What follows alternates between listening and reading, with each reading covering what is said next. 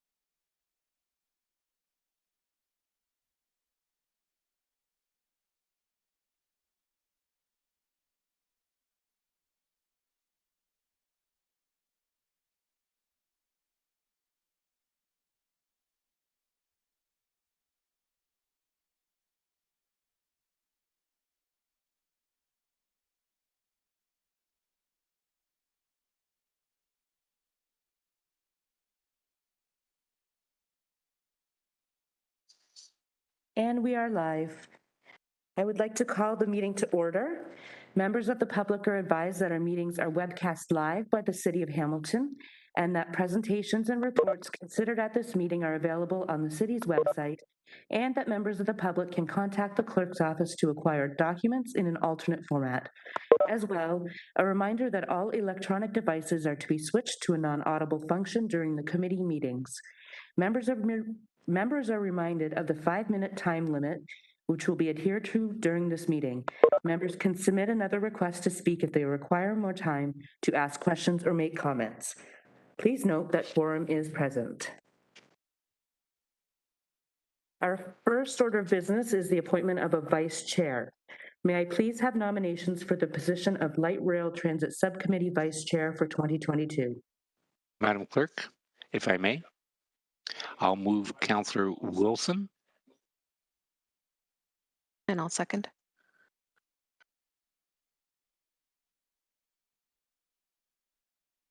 I'm just putting the vote up.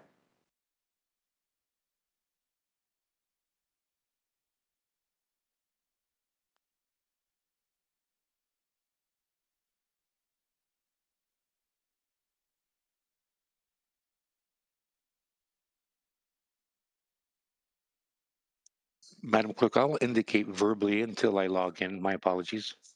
Thank you, Councillor.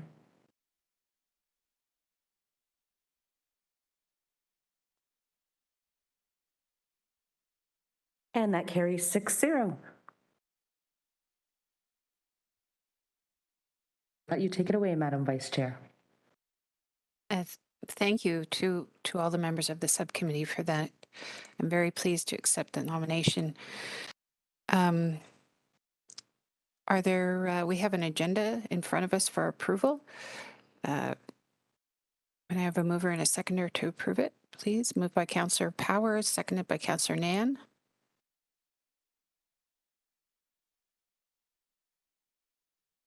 And Councillor Marula has indicated his approval.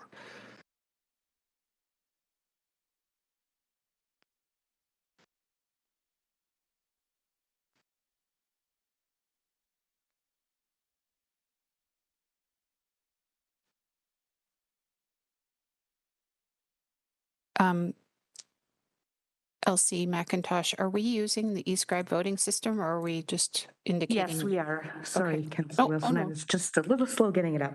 No, that's no problem. I thought. Sweet.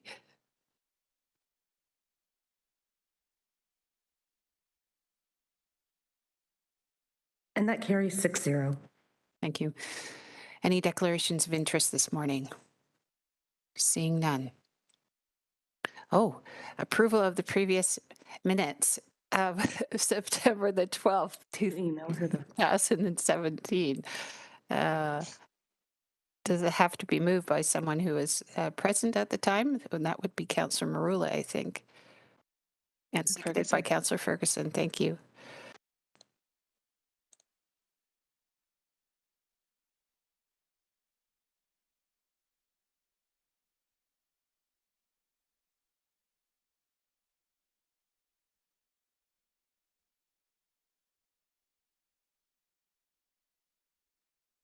Vote is up. I'm sorry, Councillor. eScribe is working very slowly. It's fine. It's Monday.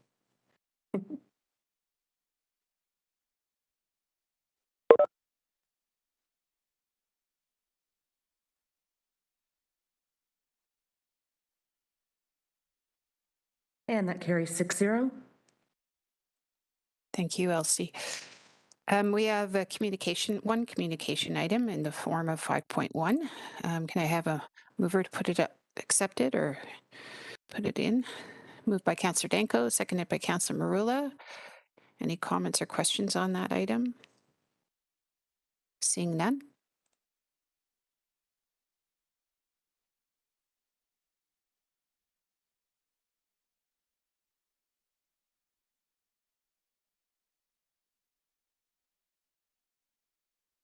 Vote is up.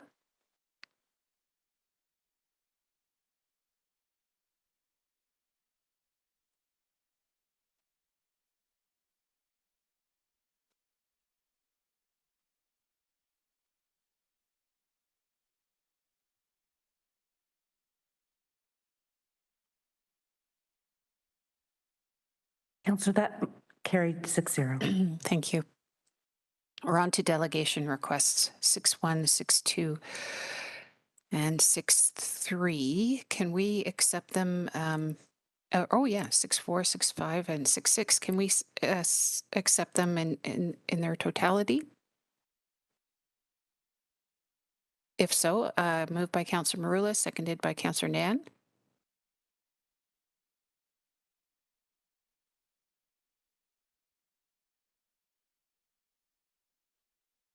Vote is up.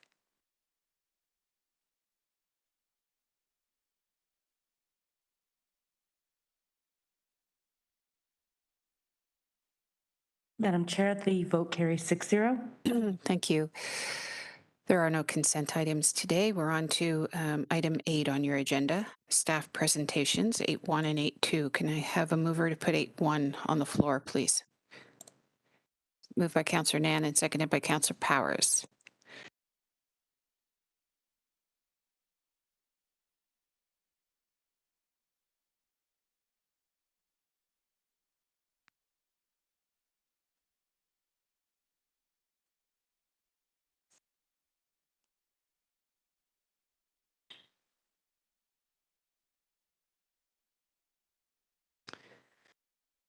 Carries 6-0. Okay. So in the absence of having a roadmap, are staff going to be presenting now? Elsie McIntosh? That's correct, Madam Chair. Wonderful. Good morning. Morning, Madam Chair. It's nice to see you. Please, if you could Same here. proceed and introduce yourself. Okay, so my name is Abdul Sheikh. I'm Director LRT Project Office, and so this is a staff presentation. Am I right? Just confirming. Okay, so let me share a screen, and if you can kindly confirm. Okay.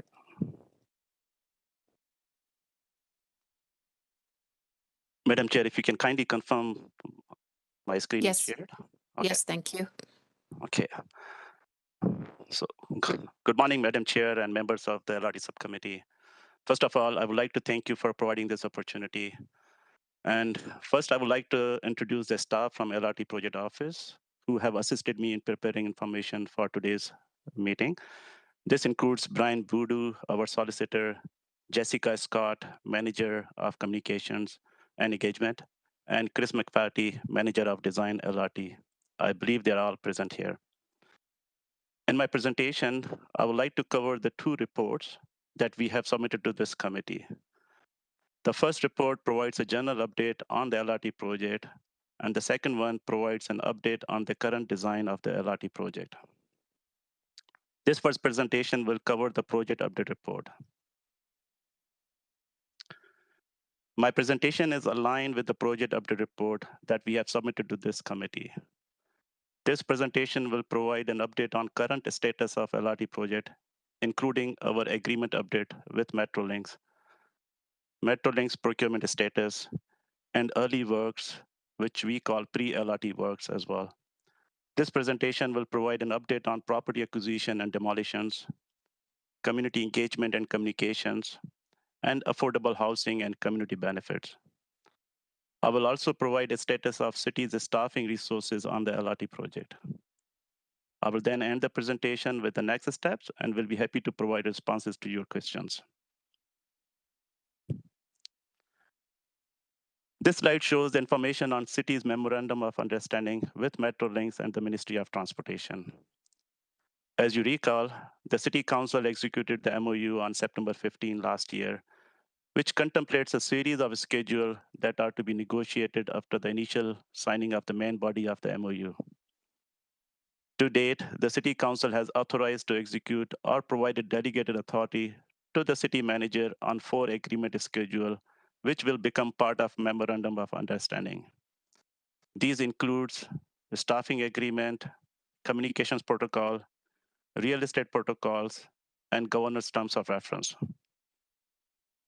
The next priority for the city is to negotiate other agreement with Metrolinx as outlined in the MOU, which includes municipal funding agreement, commissioning and acceptance protocol, fair and non-fair revenue matters, municipal infrastructure agreement, permits, licenses, and approvals agreement, and dispute resolution protocol. At this time, we are aiming to complete the remaining schedule as mentioned above by first quarter of 2023, which we will bring to the council for their approvals.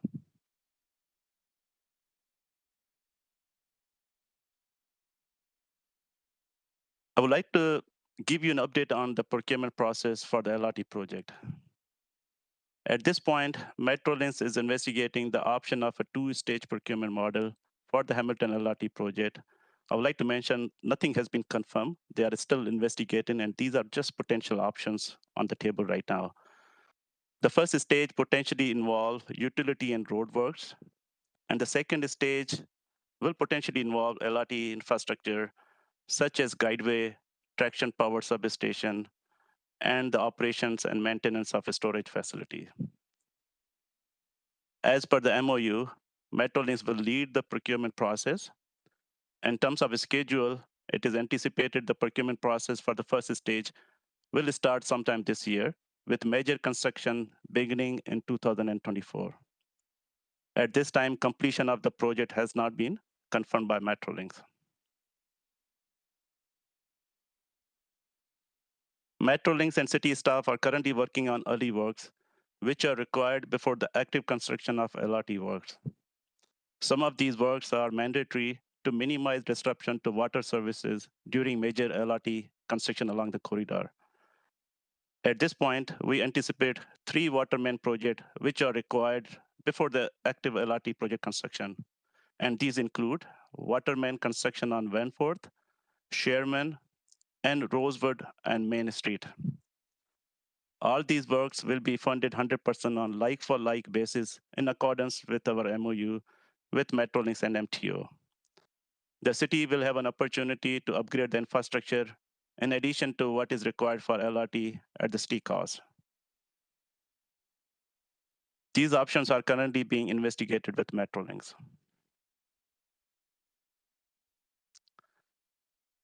The LRT project requires approximately 90 full property purchases and 3 partial property purchases, which are a few meters or less for construction.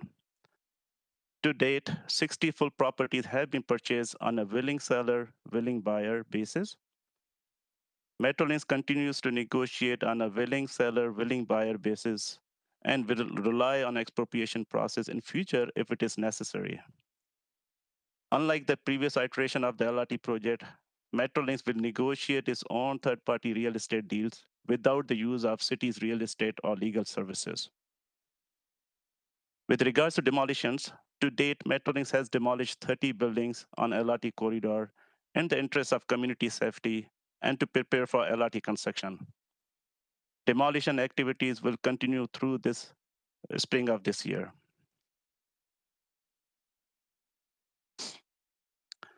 As the LRT project advances, City and Metrolinx LRT staff continues to meet with the stakeholders and community organizations to share project updates and answer their questions.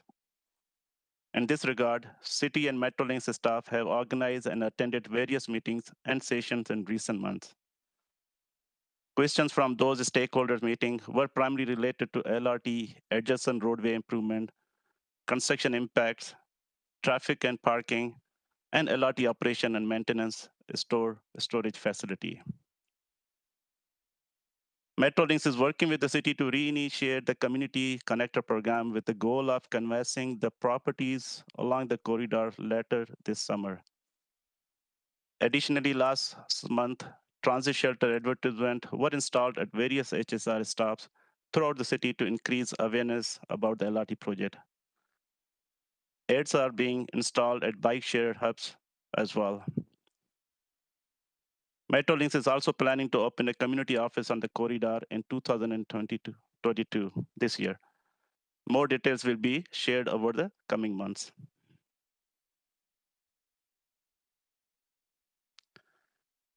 City staff have continued to emphasize the importance of affordable housing and community benefits. Given the importance of this issue, the MTO and Metrolinx have acknowledged the critical importance of both of these in the MOU. The province will be initiating the working group meetings to begin exploring approaches for meeting these objectives. And on April 6, 2022, Council has also directed this through a motion regarding the LRT land strategy. Currently, staff in the Corporate Real Estate Office are finalizing a work plan for this motion.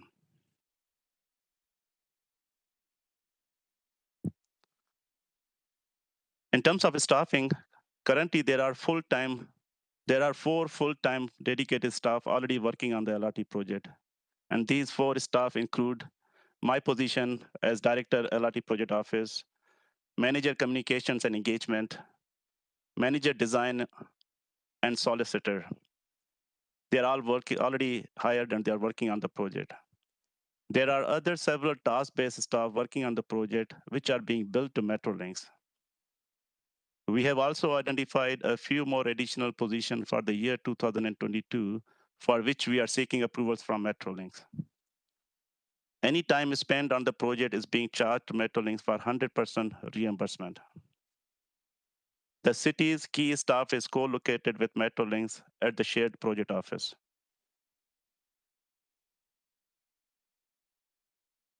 In terms of next steps, the city has a number of immediate priorities which are listed here in this slide. And these includes recruiting the city dedicated staff in accordance with the city's work plan and Metrolinx approvals, leading the design and construction of off-corridor water main works, which are essential before major LRT construction, supporting Metrolinx and its consultant in advancement of LRT project design, developing remaining MOU schedules, protocols, and agreements, providing city data to support Metrolinx in modeling and business case development as needed, coordinating approvals for third-party utility works and the city's right-of-way as part of the early works,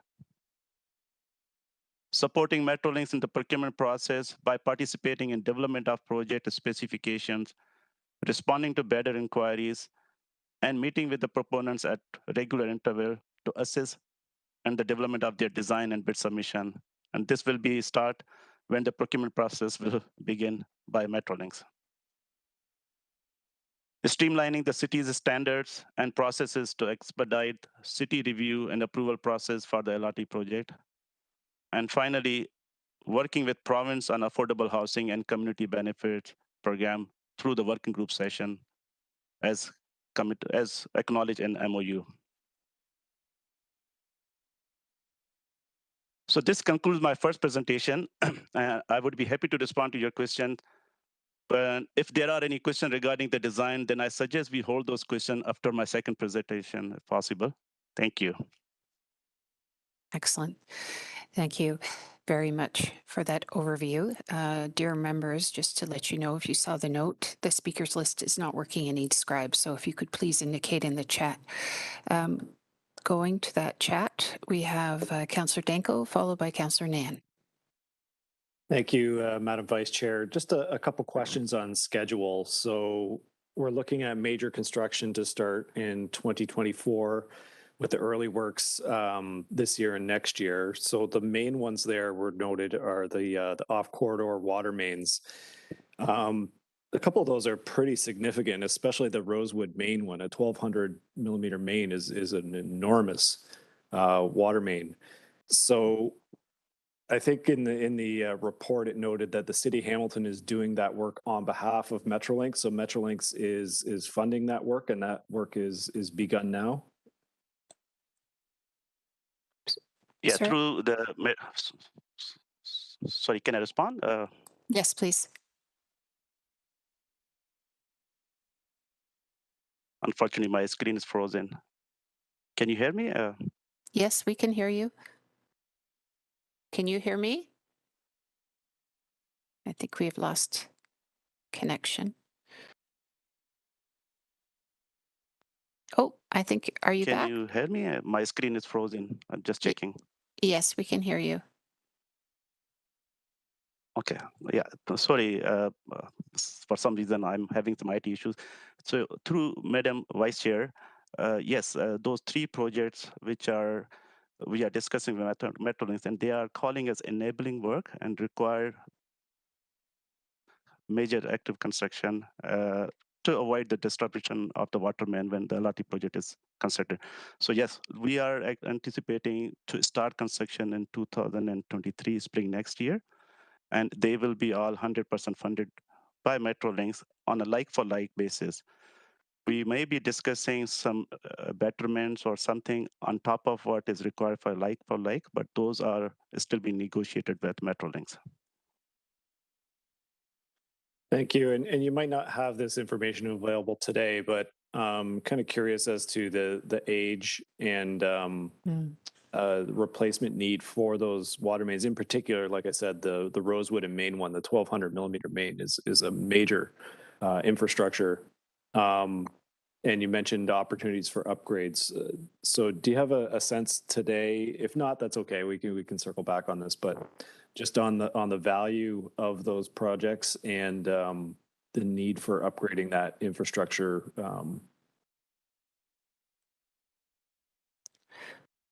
Director, do you have the information on the condition of the assets, the age, and the replacement cost? Director, if you can hear me, I'm wondering if you could kindly maybe turn your video off for a little bit to see if that provides for a more secure connection.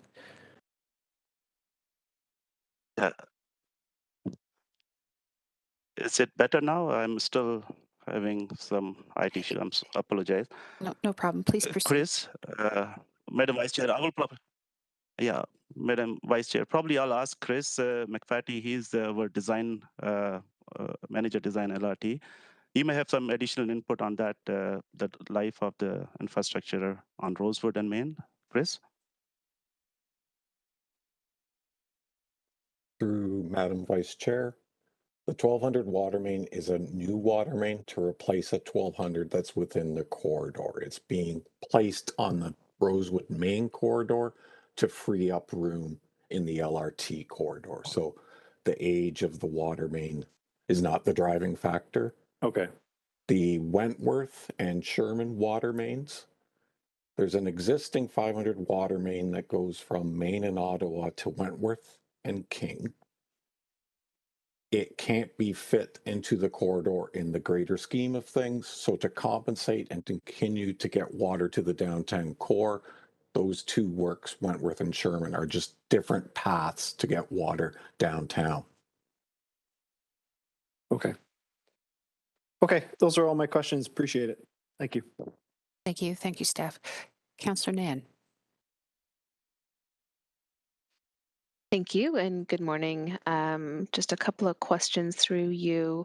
Thank you, Councillor Danko, for inquiring about the water mains.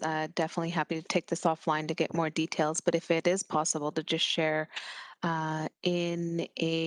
what the community that is going to be impacted by these early works can anticipate. I don't need the details of what the community consultation or community communication strategy looks like, but if anybody can provide some high level, if we're looking at spring 2023 construction, when are we anticipating informing the community and letting them know about the impacts of this work? Thank you. Who can help with that?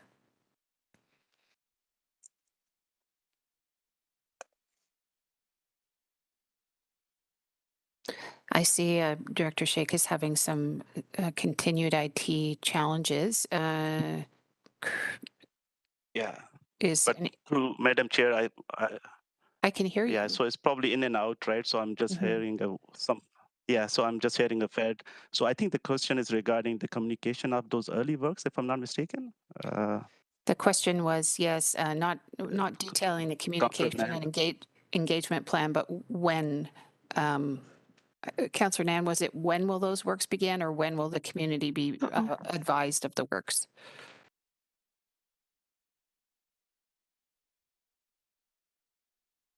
Everybody is freezing this morning. What's going on? Councillor Nan, can you hear me? I'm going to try again. Can you hear me? We can now. Can you repeat the question? I'm going to turn my video off just to keep the signal focused on my audio. The question was at a high level, when can we anticipate the communities that will be impacted for the Wentworth and Sherman early works? When will they be notified about the works coming up in spring? So through you, Madam Vice Chair, the schedule is to start in spring next year. And in terms of its notification, probably it's gonna go before the spring next year. Chris, do you have any schedule? What are the protocol? I'm just asking my Chris Manager Design. Is there any standard protocol where we need to notify those stakeholders, if you don't mind? Through Madam Vice Chair, the expectation is the notification would be similar to a capital project. And do you have, okay, is that sufficient for you, Councillor Nan? Yeah, just wanted to know, and that standard protocol is how many days prior to works, and I believe is it a 60-meter radius? Is it a 30-meter radius? 150-meter radius? I'm just not sure. It's generally those directly adjacent to the construction works. And timeline and prep in advance? Is it a 60-day notice, 30-day notice, 2-week notice? So we generally send out a notification upon confirmation that the tender's been awarded, and then construction will get in touch with them 10 days prior. Thank you. Through you, Chair, the second question I had was around the update regarding community engagement and communication. The first bullet, Director, under your presentation said that City and Metrolinx LRT staff continue to meet with stakeholders and community organizations. Are you able to share with the committee which community organizations have been met with and when? Yeah, through you, Madam Vice Chair. It is already mentioned in our corporate report. We have already met a couple of stakeholders. For example, there was a BIA International Village. We met with Metrolinx as well. And we also met the community in Ward 1 as well. And we met with MITL, it's a McMaster Advisory Committee as well. So those are mentioned in our corporate report. Councillor. Thank you. And just to follow up on that one, when the office is meeting with any of, as you're working down the line, because it sounds like you've started with Ward 1, you're moving along easterly, will we be notified of upcoming community engagements or community organization meetings as it relates to key stakeholders in the ward and or those who are engaged with citywide along the entire corridor? Yeah, through you, Madam Vice Chair.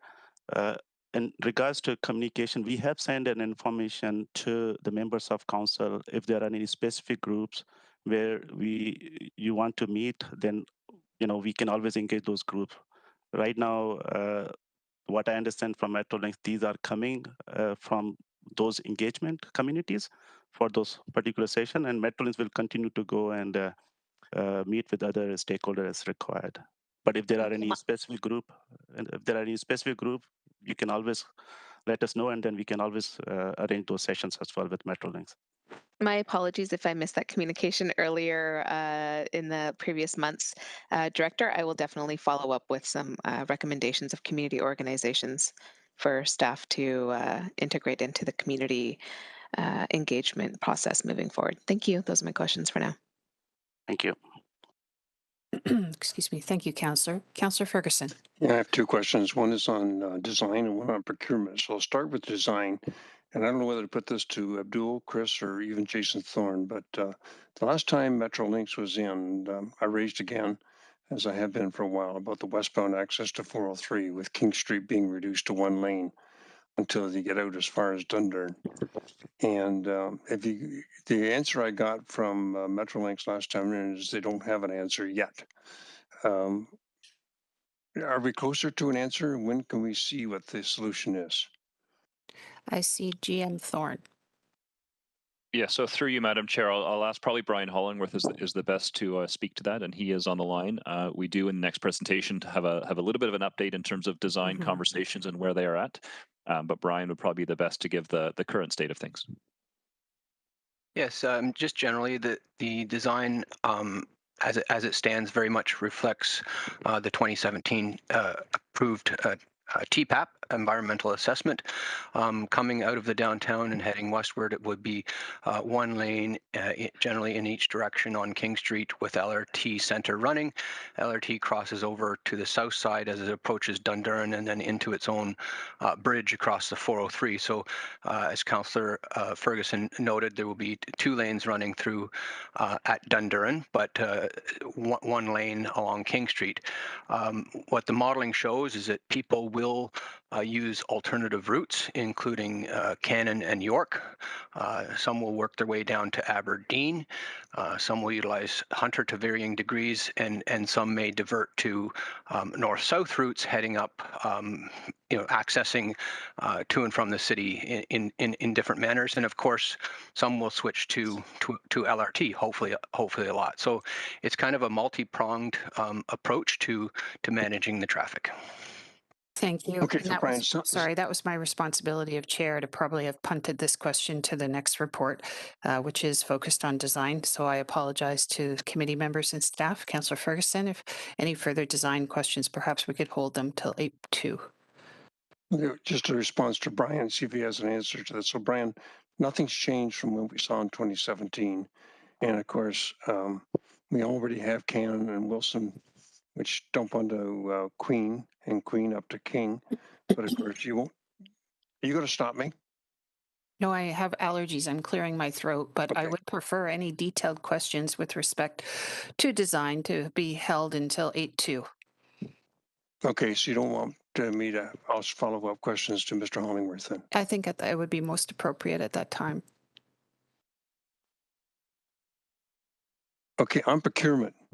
I noticed on the procurement update, Abdul, that there's 2 procurement processes. One is the city infrastructure, which is clearly detailed on slide number 5, which is the water main.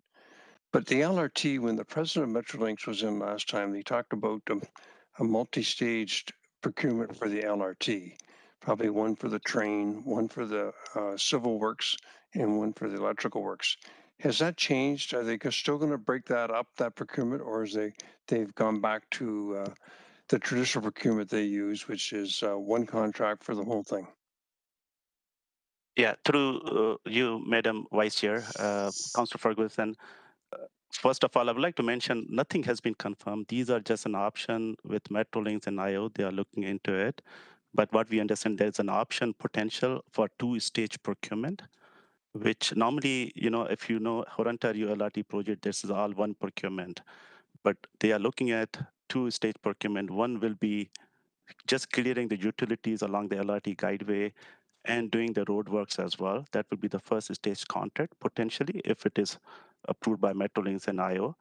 And then second stage will be all about LRT infrastructure, which includes operation and maintenance service facility, guideway, tracks, and traction power substation. So potentially there could be only 2-stage procurement model, which they are still investigating as a viable options. Okay, that's entirely different than what the president of Infrastructure Ontario told us, because I was concerned about the constructor issue and who takes responsibility for health and safety, and he says he's aware of that and they may have to become it. It's very interesting because they run into problems of other LRT systems where a general contractor has to be expert in sewer and water main relocations, and in the building of the track, and then in the laying of the track and the building of the maintenance facility, and then the procurement of the trains. And there's generally one breakdown. Certainly in the case of Waterloo, the trains didn't show up till months after they were finished. So they're going back to the best of your knowledge, Abdul, to the same procurement model they've used in the past where everything's done by one consortium? Through you, Madam Chair, it's when I mentioned the 2-stage procurement, is different than, in my opinion, different than City of Mississauga or Ontario LRT project and Waterloo project, where it was one procurement model. In this case, they are just looking at option of two-stage. In my opinion, all the roadworks and the storm and water main and all those things, right? So in terms of expertise, they will have that expertise in then stage one procurement. And then all about Metrolinx LRT infrastructure, they will have separate expertise in stage two. So it is Okay. something different than other project what they have done in Ontario, but they are still looking at those as an option. And so there's no Metrolinx people with us today, is there? No, they are not because of provincial election, and Metrolinx is part of the is an agency of province as well. So they are they cannot actively participate in those meetings, but they are hoping to come back at the next LRT subcommittee. Well, hopefully When you they- can. If you can get it to the next meeting, that'd be good, because I have some questions around the procurement and how we I think they've had some lessons learned from the other ones they've done in Ontario. And I'm curious to know where they're heading in that direction. So next time, if you can invite them, that'd be great. Thank you. Yeah. GM Thorne, I see you. Did you wish to add anything? Yes, through you, Madam Chair. Just to add, and certainly to the councillor's question, we will ask Metrolinx to attend in the future to speak to the procurement strategy. But just to note that it is, as the councillor noted, that this is different. Potentially different than what was being proposed back in 2019, where it was, as the councillor noted, sort of one bundled procurement. And as Abdul noted, that bundled procurement process is more what happened in here, Ontario. They are now proposing, as Mr. Verster had noted when he was in front of council some time ago, a two-stage procurement process, as Abdul noted. So it is different, as the councillor noted, from what we were contemplating back in 2019. But of course, as Abdul noted, it is still under consideration discussion at Metrolinx as to what they will ultimately land on. Thank you. Okay, I look forward to asking those questions when they come in, because he indicated that they probably have one for the maintenance facility, one for the road work, one for the train procurement, and now it looks like it's going back basically to one again. So, which they've had their problems with in the past. Okay, I'll wait till they come in next time and ask them that question again. Thank you. There are no further speakers. I had Councillor Nan and Powers to put the presentation on the floor. If I could keep them as mover and a seconder to receive this presentation, that would be great. Thank you. If we could have an electronic vote on that, please.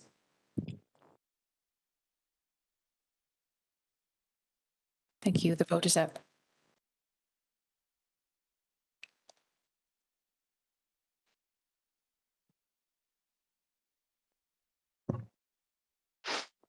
Madam Chair, that carries 6-0. Fantastic. On to 8.2, Hamilton Light Rail Transit Design Update. Yeah, through you, Madam Chair, I'm going to share a screen. Okay, should we go to the report first, Elsie? My apologies, Director. Should we go to the report, Elsie, just to get it on the floor and to receive it? Yes, Madam Chair. Okay. May I have the same mover and seconder on the report, Councillors Nan and Powers, to put it on the floor, and if there are any questions on that report? No? Okay. Same mover and a seconder, please. Oh, yeah. Councillor Nan, did you have a question? I did. Vice Chair, are we going to receive the presentation before asking questions, or are you asking for questions on the report now? It's with respect to 8.1 on the report. Got it. Never mind. It is to put the report on the floor, and then if there are no questions on it, to receive it. Okay.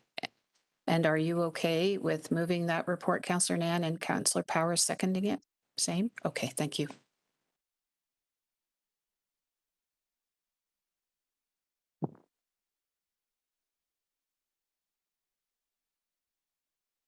Madam Chair, that carries 6-0. Thank you. Okay, thank you very much. My apologies for that. We're on to item 8.2, which is the design update. Again, Director, if we could have a mover and a seconder to put that to put the presentation on the floor. Moved by Councillor Danko, seconded by Councillor Marula. And if we could begin that presentation. Madam Vice Chair, I'm going to share my screen, and if you can kindly confirm. Yes. Thank you. Okay.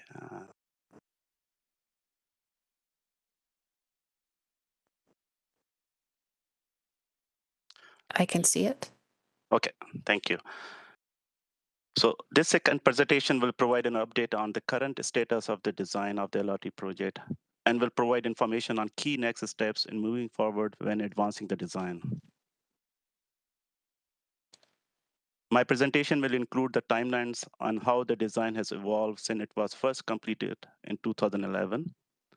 I will also provide a project overview. I will provide what key components involved with LRT system. I will also provide some typical cross sections and key design features along the corridor.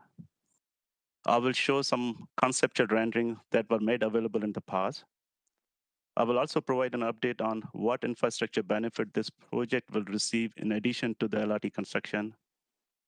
In the end, I will highlight some of the key design themes that we will continue to investigate when advancing the design.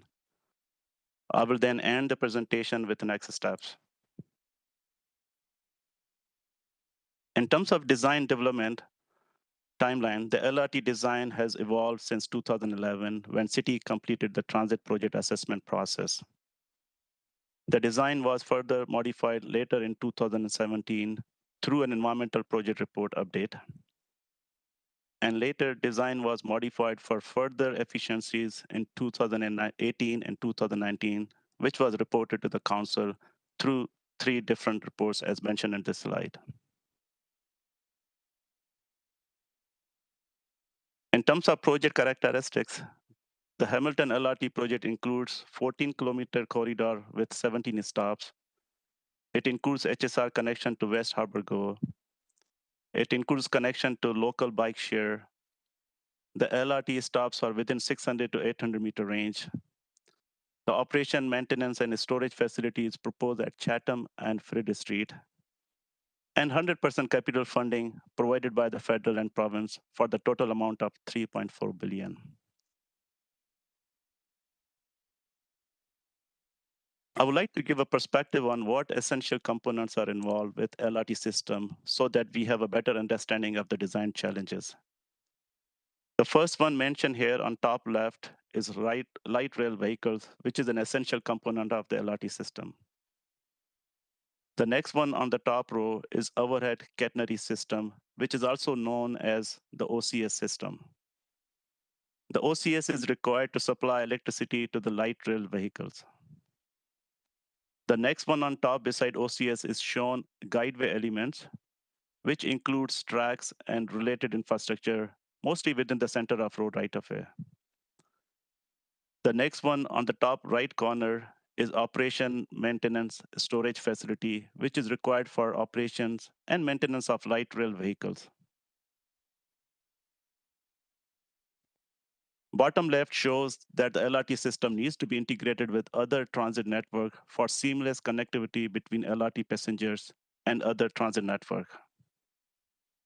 The next one is electrical power substation that will be required all along the corridor. The electrical substation is also required to supply electricity to the light rail vehicles. The next one beside electrical substation is LRT stops, which could be center running or side running within the road right-of-way. And the last one is streetscape integration, which is also essential when designing the LRT systems.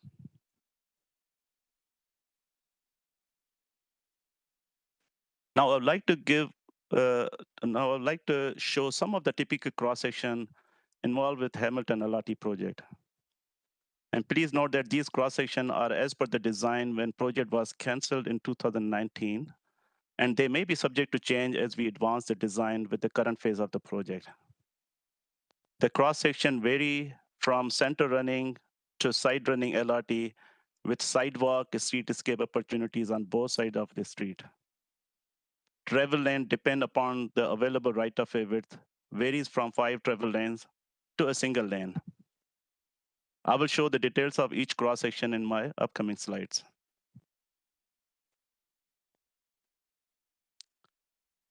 This cross-section is shown near the McMaster stop.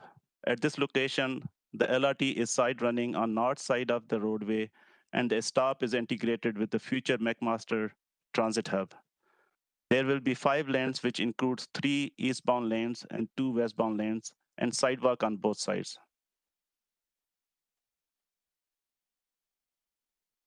This cross-section is taken east of McMaster between Delwood Avenue and Paradise Road. At this location, LRT is center running with 3 eastbound lanes and 2 westbound lanes with sidewalk on both sides of the roadway.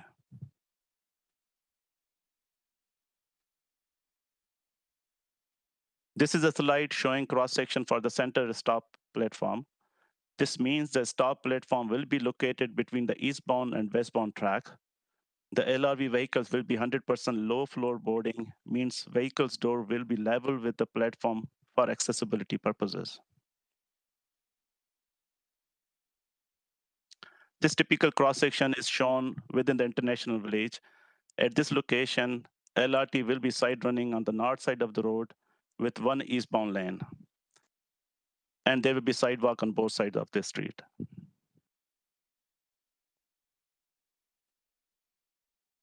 And this is a typical cross-section representing at various locations on King Street and Main Street. This shows LRT running on the center of the roadway with 1 lane on each side of the LRT guideway. Sidewalk will be on both sides of the roadway.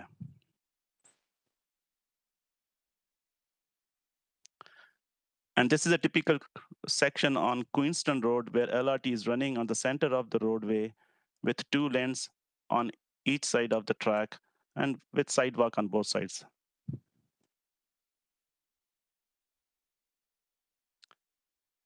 I will now show some of the key design features in a plan view format.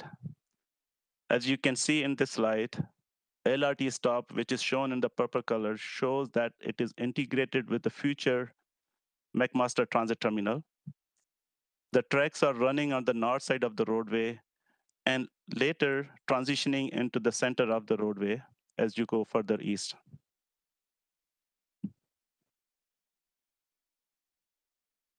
This is a key design feature with a standalone LRT structure over Highway 403. As you can see, LRT tracks are running on the north side of the main street and then crossing Highway 403 ramps on a separate LRT dedicated structure, and then merging King Street on the south side of the roadway just past Highway 403. It is important to note here that movements at Highway 403 ramps at King Street remain the same as LRT is running on the south side of the King Street.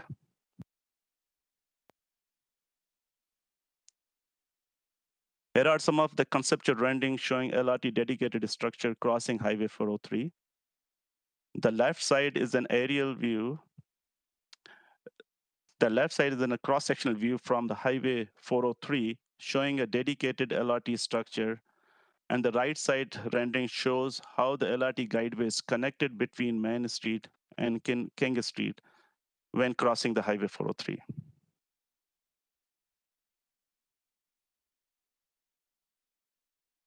This slide shows operation, maintenance, and storage facility, which is proposed to be located at Fred Street and Chatham Street intersection.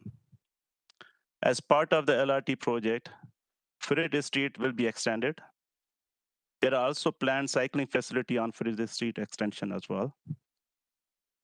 Operation, maintenance, and storage facility, what we call OMSF, serve as the main operation control center and maintenance facility for light rail vehicles, and support maintenance for the entire LRT line, including the guideway, systems, and stops.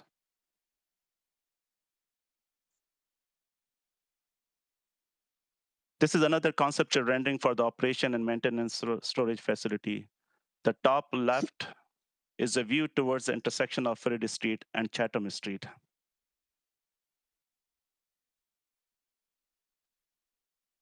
And this is a conceptual rendering within the International Village showing the LRT guideway on the north side of the street with 1 eastbound lane with accessible sidewalk on both sides of the street. This is another conceptual rendering around the International Village.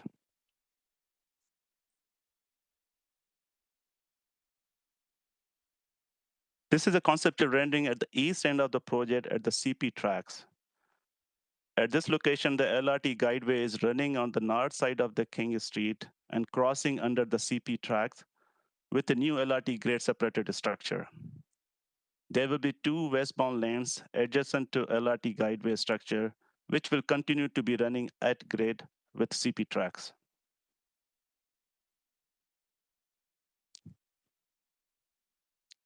So LRT project is not just building the LRT infrastructure, but it also comes with significant investment in the city infrastructure. This project will lead the replacement of majority of existing municipal infrastructure and private utilities within the LRT corridor.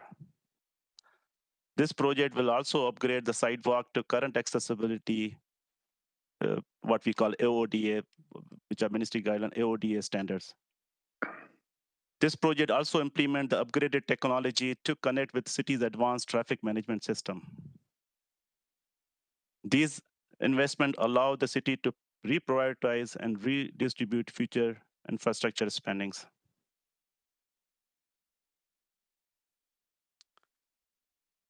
As the design is advancing, the city and Metrolink staff will work together to review the current state of the design to ensure it continues to reflect the goals and needs of the city, contemplated in various city-wide guiding documents such as City's Transportation Master Plan. The design will be looked into themes that are mentioned in this slide. For example, we will be looking at enhancing the pedestrian environment for safety and comfort. This may include a reduction in curb radii at intersections and a reduction in pedestrian crossing and accessible sidewalk and crosswalks. We will also be looking at enhancing the cycling connectivity with existing and planned facilities. We will also investigate enhancing transit connectivity by providing seamless service between the LRT and many HSR routes. We will also investigate to maximize the streetscape opportunities, which could include hard and soft landscaping opportunities within the LRT corridor. We will also investigate to improve vehicular network capacity during construction and post-LRT scenario.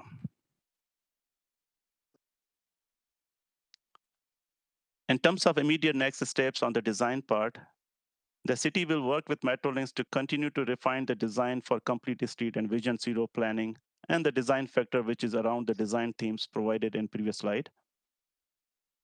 The city will also investigate improvements to the level of service within and outside of the LRT corridor. And to take advantage of major construction, the city will also investigate to improve city infrastructure in addition to the basic requirements triggered by the LRT project. So this concludes my presentation. My team and I would like to thank the committee members for providing this opportunity to present the design update. If you have any questions, we'll be happy to provide responses. Thank you. Thank you very much for that great presentation to you and your team. I have 3 speakers on the list so far for questions. Councillor Ferguson, Nan, and Powers.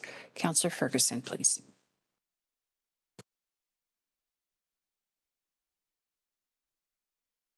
You're muted, Councillor.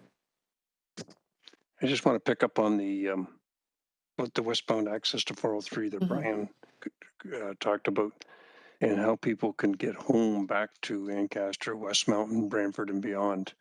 There's a big flow of traffic that does that. One thing that I heard Brian suggest was that they take the LRT. But are we going to build parking lot then, say at Longwood and King, for people to drive down, maybe get off at Aberdeen, go up Longwood, park the car and get on the LRT?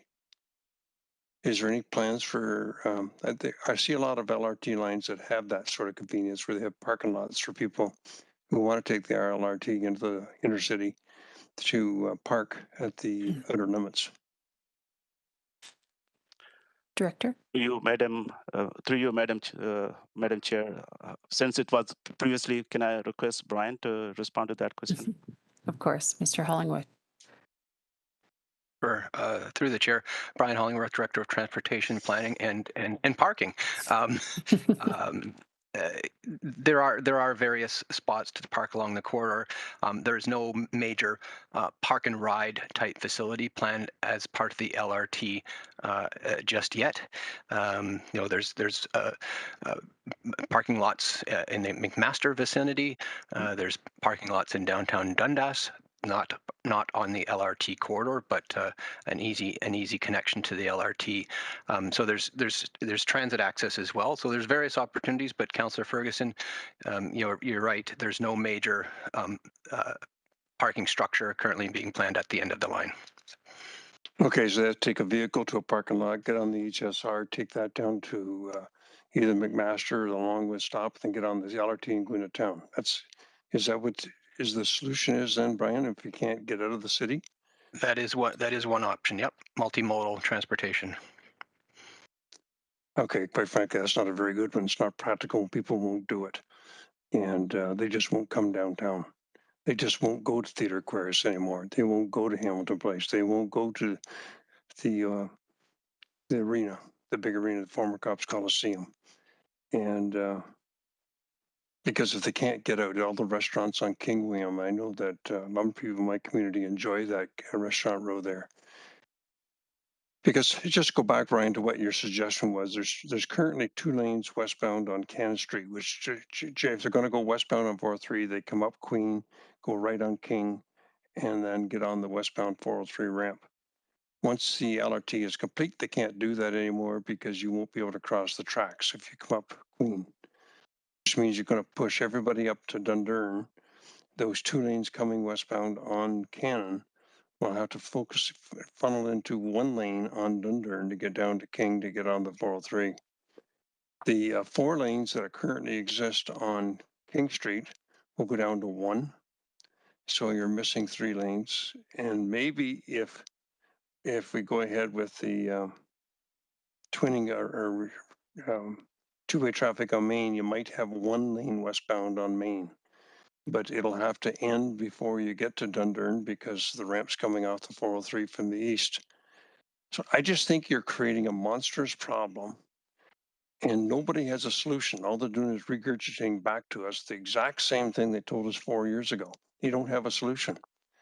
And I think it's going to be problematic for the people that want to come downtown. A lot of people have offices and work downtown in the towers. You're going to force them maybe to relocate to a different location out of downtown. And, there's a lot of businesses that are going to suffer because people coming down to purchase things or go to events won't be able to get out comfortably. They can zigzag their way around a bit, but, you can go to Aberdeen, but it's down to 2 lanes now too. And so I'm deeply concerned about this and nobody's listening, quite frankly. There's just telling me too bad, so sad. But it's going to hurt the downtown people too if they don't have the businesses from the west, Ward 8, 14, 12, Brantford, and London. How are they going to get? They can get in okay on down Main, but it's going to be very, very congested, very, very difficult. I'm hearing you say that last week that the 2 of the most dangerous intersections in the city is Main and Dundurn and King and Dundurn, but you're going to shove all the traffic to Dundurn, whether it's coming from Cannon, whether it's coming from Main, or whether it's coming from King, and have it all meet at Main and Dundurn and King and Dundurn. So I'm trying to understand how this makes the city safer. If you had a massive parking lot somewhere at the west end where people down the highway get off, and I regularly take the LRT in Phoenix when I go down there, and you leave your car outside the city in a parking lot done by the transit organization. You get on the LRT and it takes you right downtown. But we're not even considering that. So You're at 5 minutes, sir. well, thank you for cutting me off. It's my job as chair just to advise all members when they're at 5 minutes. And I will do that across the board. Councillor, thank you very much. Councillor Nan. Thank you. Perhaps when Ancaster is ready for expanding transit connectivity into Ancaster so that folks can connect to the LRT. May that day come forward for Ancaster as well. Looking forward to ongoing city building and expansion of our transit connectivity and ensuring the LRT line is accessible to all of our residents across the city. So looking forward to ongoing conversations with Councillor Ferguson and future conversations of this council as it relates to expanding the transit system between HSR and the LRT line. Question to staff was regarding the design components and whether or not there is an integration as it relates to green infrastructure, trees. I know that the Complete Streets Manual was referenced as something that will be integrated in, and City will continue working with the LRT team to finalize the design based on those design principles. But at a high level right now, question about trees, permeable surfaces, if any of that has been integrated in or discussed at this point. Thank you, Director Sheikh. Yeah, through you, Madam Chair. There are, as part of these big projects, there is a design excellence program, which is normally part of these project as well. So in terms of LID measures, as Councillor Nan, you mentioned, which I think is a permeable paver and other things. So we will be working with the MECP, the ministry, because they have a mandate to have certain infiltration, what we call LID measure, like permeable paver, and it is streetscape and those kind of things. So we'll be working with those agencies to achieve their vision for this corridor. And in terms of green infrastructure, as mentioned in the report as well, we will be looking at urban streetscape and as well as the green landscape as well. So there may be some opportunity to provide additional trees if we are not able to compensate within the road right of way. Maybe there are some vacant properties where we can have some additional trees to compensate the loss of the trees along the corridor as well. So we will be looking at those options as well, if there are any opportunity within the adjacent road right of way within those private property, which could be Metrolinx property or city properties as well, to provide additional trees or additional green infrastructure. Thank you for that. I think at the very least, we should be committed to replacing every tree that is lost along the corridor during construction, and then giving us an opportunity to make some significant increases to our urban tree canopy along the corridor as well. So I'm glad to hear that that is footnoted and will be of, I think, much interest by community members. The second question was regarding the resilience of the energy system that will be used for the LRT. Has there been discussions about that from the perspective of, should there be shutdowns of the electrical system? Should there be, ongoing burdening of the electricity system in our area? Are there contingency plans that are integrated or going to be integrated into the final design of the line in terms of the power grid overloads, those kinds of discussion points?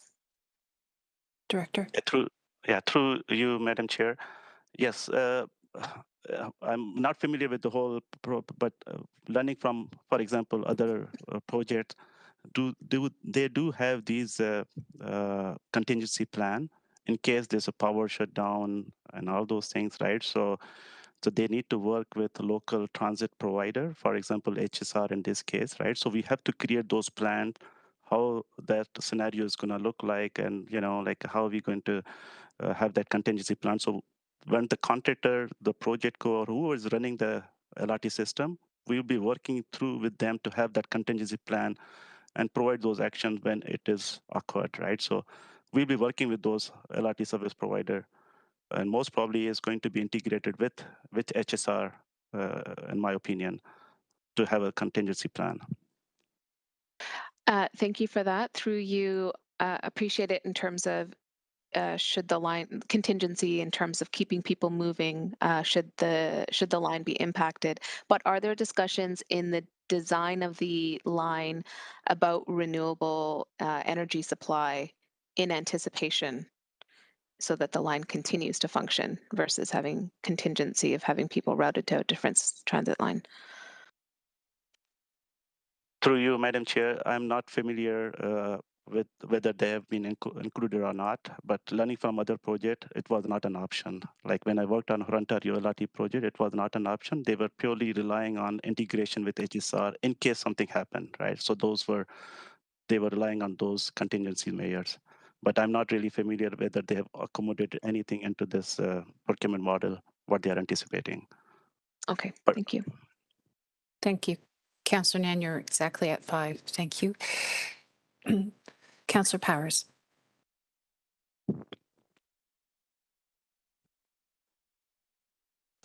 So I'm just going to start and then I'm going to shut my video off because the audio and everything has been crackling. So I'm going to shut off now. No problem. Abdul, thank you very much for the presentation and thank you for doing the outreach to me and Mr. Thorne and that to introduce me to the project. Just a quick build on as Councillor Ferguson reiterated years ago when we did our travels to Charlotte and Portland and Calgary. Part of the success of any of these projects is connectivity. There needs to be the intermodal links that are there. And I know particularly in Calgary, they not only had parking lots, they also had parking garages that allowed the people who were traveling to come to that, then get onto the LRT to get to their destination. So if things like that and parking lots are missing from our project, all we're going to do is catch those in the immediate area, and you'll have less benefit of connecting the outside one.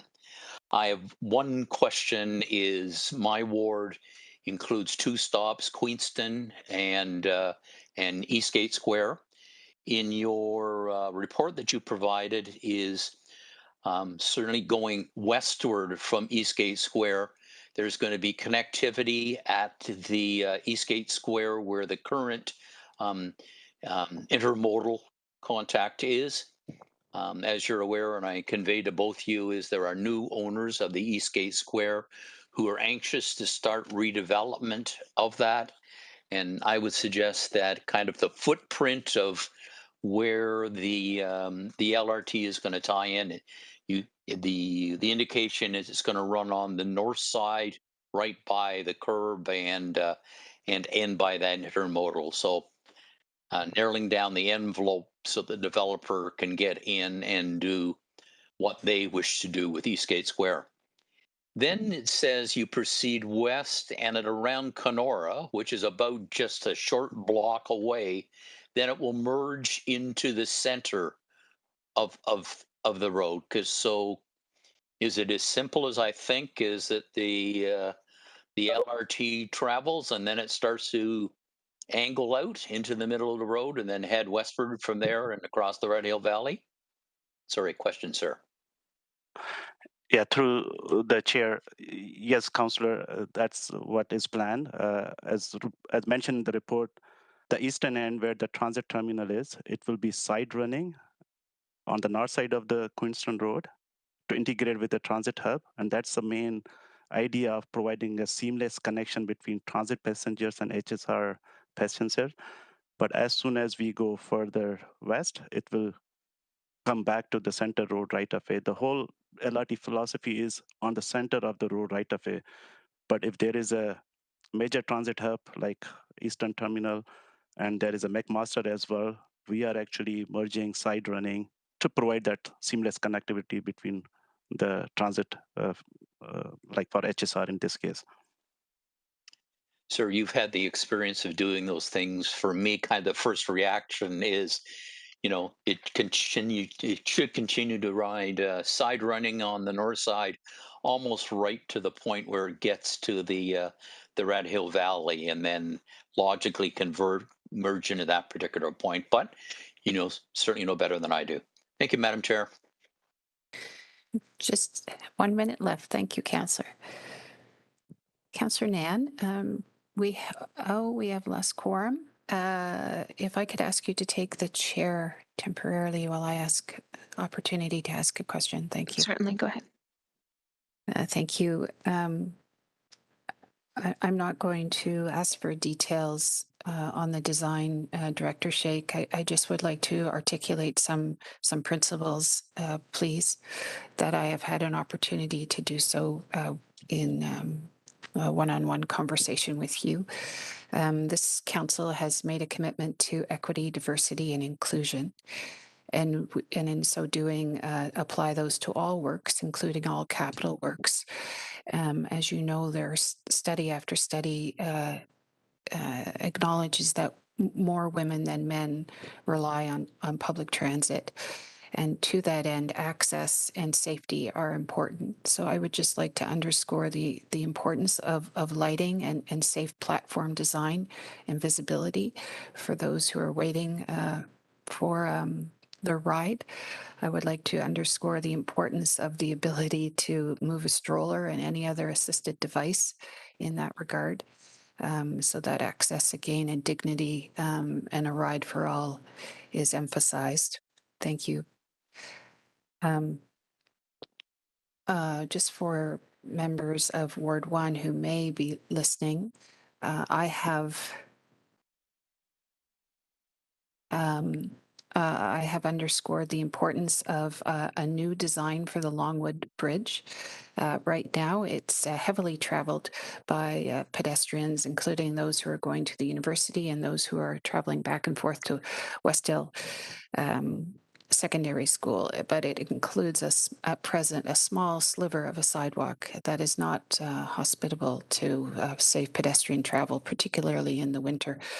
And it's a necessary multimodal connection as well. So a secure, protected bike lane and a wider sidewalk along that bridge is important to parents and to all users. I would also like to underscore the importance of a pedestrian and cycling infrastructure connection along the Frid Street part, which will be an important connection for a neighborhood that is presently cut off from the West End, and that being the Kirkendale neighborhood. So please note, if you're listening to this, that has been on the radar and will continue to be on my radar.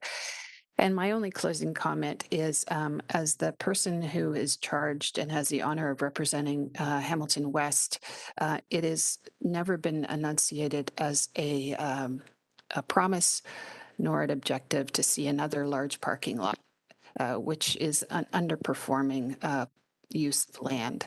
And in the West End, we want productive uses of land, and we want green uses of land. And one of the reasons I am supporting and continue to support LRT is that will allow this opportunity to shift and celebrate multimodal uses, not to just shift to greater private vehicular use. So there's not a desire for a large parking lot in and around Longwood. Thank you. I don't have any questions. I just wanted to put those values and those priorities on the public record for Director Shake, and I appreciate the opportunity to do so with him in private. Thank you. Thank you. Chair's back to you. Thank you very much. I'm going to go to Elsie McIntosh at the moment to check in with her to see whether we have quorum or not. Madam Chair, we currently do not have quorum. Is there anyone on the call maybe who, I know we've had a lot of connectivity issues this morning, who may have had to turn their camera off, but they are here. If I could ask them just to quickly turn their camera back on.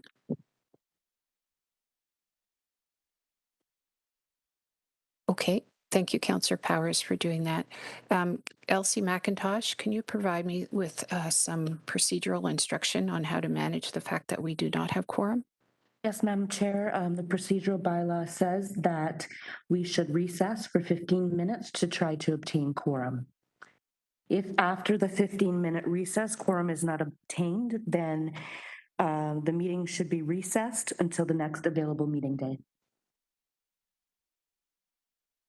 Okay, well, that's most regrettable because I also know we have some delegates who have taken time out of their day to be with us today, and along with staff who are here, and of course, subcommittee members. So I will have to act in accordance with that. I guess my other question, if I could, there is no way we can proceed and then come back for ratification of anything, Elsie McIntosh? I will have to look into that, Councillor, Madam Chair. Okay, I don't want to put you on the spot. So if we can recess for 15, which will take us to 1 minute to noon, according to my clock. Do I need, I guess I can't even, I just have to do that. I have to rule that because I don't have a way in which to secure that procedurally. The direction is offered by your vice chair today that we recess until 11:59. Thank you.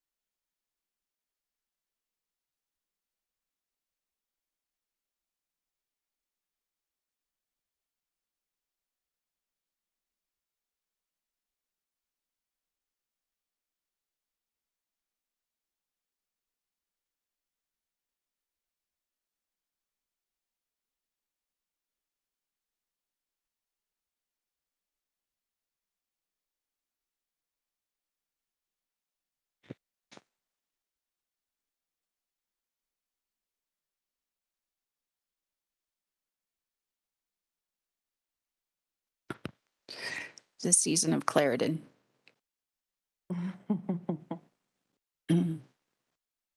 And we are back live, Madam Chair. Elsie McIntosh, can you please clarify for myself as Vice Chair and for the members of this subcommittee what constitutes quorum as we proceed? Yes, thank you, Madam Chair.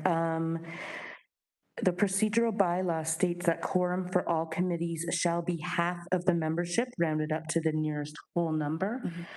Seeing as the membership of this committee is 8, quorum would actually is constituted at 4, rather than a lot of procedural bylaws say 50% plus 1, but that's not how ours is worded.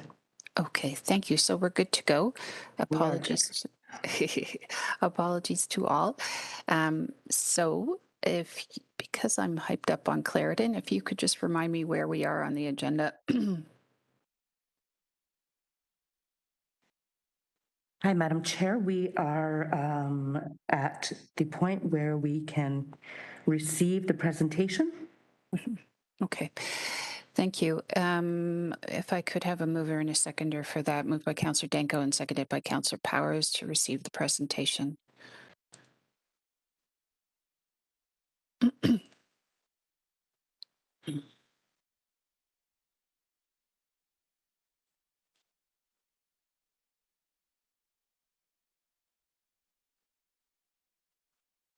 Madam Chair, that carries 4-0.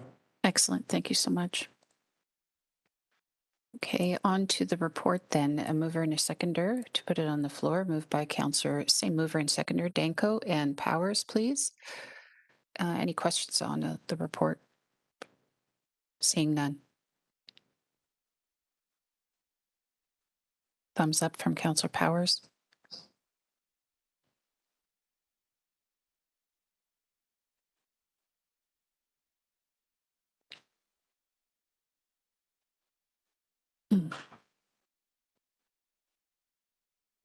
The vote is cycling. Oh, there it is.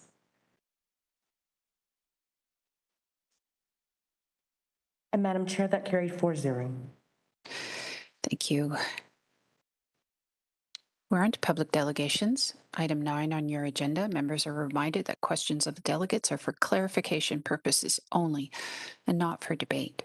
Committee will receive all the delegations together after the last presenter has completed their presentation. Regardless of the order on the agenda, video submissions will be played after all other delegations in attendance via WebEx have concluded. Okay, so with us today, 9.1, Mr. Ian Borsick of Environment Hamilton. Are you with us, Ian? Oh, there you are. Yes, I am, Councillor. Thank you. You have 5 minutes, Mr. Borsick. Great, thank you. Hi, councillors. This feels like the coziest delegation I've ever made to Hamilton City Council, even though we are being live streamed. It feels very personal.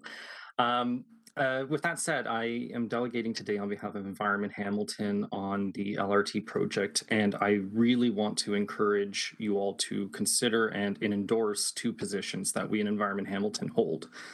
The first one I'll go over quickly, which is that we strongly believe that HSR operation of the LRT is in the public interest and is in the best interest of riders across the city with regards to operation of the LRT. And there's a variety of different reasons for that. Ultimately, at the end of the day, we want to see the LRT be successful and be a well-run system. And looking at how other higher order transit systems have played out in the rest of the province, issues come about when there is contracting out of services and there's lack of transparency. The Ottawa LRT is a really prime example of this. But there can be other issues as well. In York Region, for example, many years ago, the transit systems that were there all were under the same ATU union, but they all had different locals. And those locals were then contracted out by different contractors. And then, of course, when one contract union went on strike, the system was left incomplete. And there was major disruptions for riders of the system.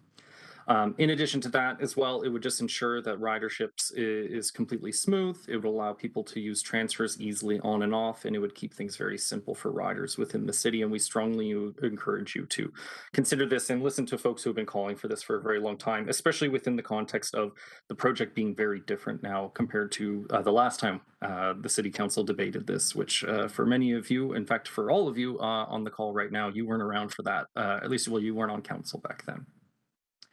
Additionally, and you're going to be hearing a lot more about this, and so I won't go too into it, but we at Environment Hamilton strongly encourage you to direct staff to move forward on inclusionary zoning before 2023. Looking at the LRT and looking at current ridership within the downtown core, we partnered with a sociology class with Professor Greg Hooks at McMaster, and they looked at census tract data for us last year over the course of a few months.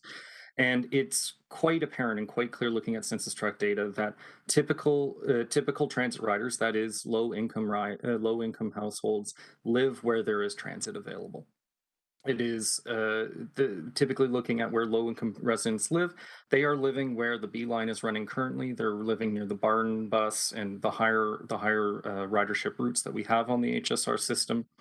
And ultimately, what we've seen as well with the LRT is the threat of gentrification.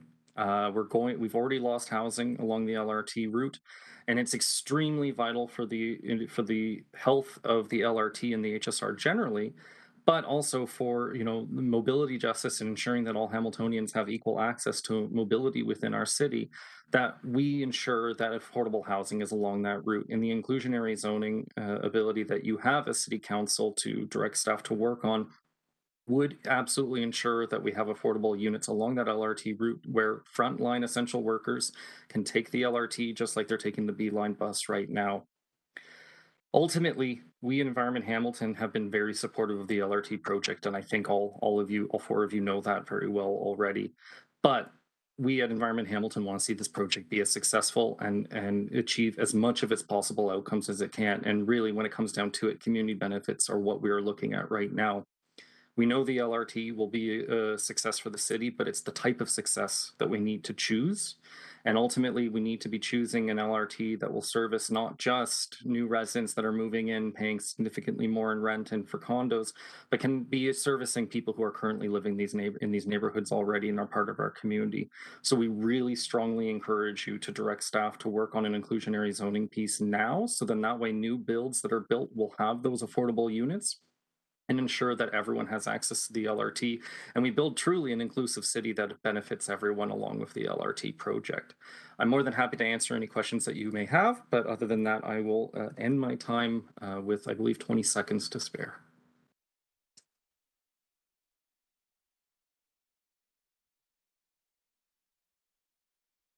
Chair Wilson, I believe you're on mute. Sorry. Yes, my apologies. I am muting myself between delegates. Just to let you know, Councillor Powers is with us. We're having some connectivity issues this morning. So just for your knowledge, we have Councillor Nan, Councillor Danko, Councillor Powers, and Councillor and myself in attendance. Good. Yeah, there he is waving. Thank you. Any questions, please? There are none of the delegate. Thank you again for taking time out of your day to be with us today. Thank you, subcommittee.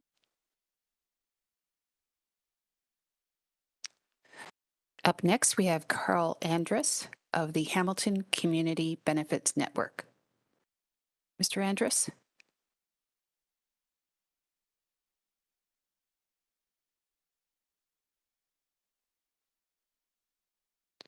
Carl, are you able to join us this afternoon rather? Okay, I don't see Mr. Andrus at this moment. Oh, I heard a click. So I'd like... Madam Chair, the delegate did email me this morning and said that there was a portion of the meeting he might not be able to attend. So perhaps he'll be able to attend later on. Okay, thank you. I'd like to move on to 9.3, and I can circle back to 9.2. Ishan Murali, are you with us today? Oh, good afternoon. Good afternoon. Thank you for joining us. You have 5 minutes for No your problem. delegation. Thank you for having me. If it's all right, I'd like to share a pre-recorded video I had. And if that doesn't work, then I'll just present over top. Can you see it all right? Yes. Okay. Hello, thank you for accepting my delegation. Are you also able to hear it? No. Okay, so then I'll just present without that. Well, thank you for accepting my delegation today. My name is Ishan Morali. I'm the Community Engagement Coordinator here at the Hamilton Community Benefits Network.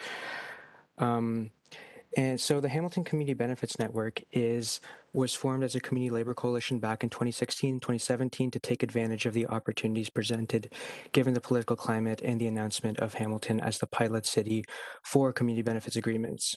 Some of our core founding groups includes the Hamilton Brantford Building Trades, the District Labor Council, the Hamilton Center for Civic Inclusion, Immigrant Working Center, Roundtable for Poverty Reduction, and the YWCA Hamilton.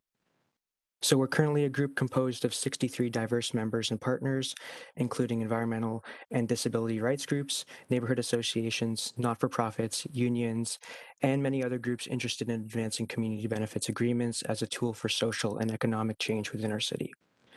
Our funding comes through grant dollars from the Hamilton Community Foundation, the Atkinson Foundation, and the United Way of Hamilton Halton.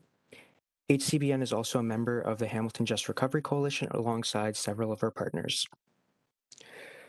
So the Hamilton Community Benefits Network advocates for community benefits agreements currently surrounding the Metrolinx LRT project here in Hamilton to transform community voices into specific solutions addressing things such as or underemployment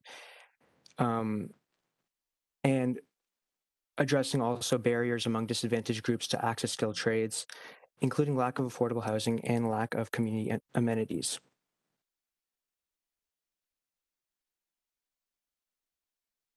So upon the first movement of the Hamilton LRT project, Metrolinx had committed to an open discussion and dialogue around the shape and form of community benefits agreements.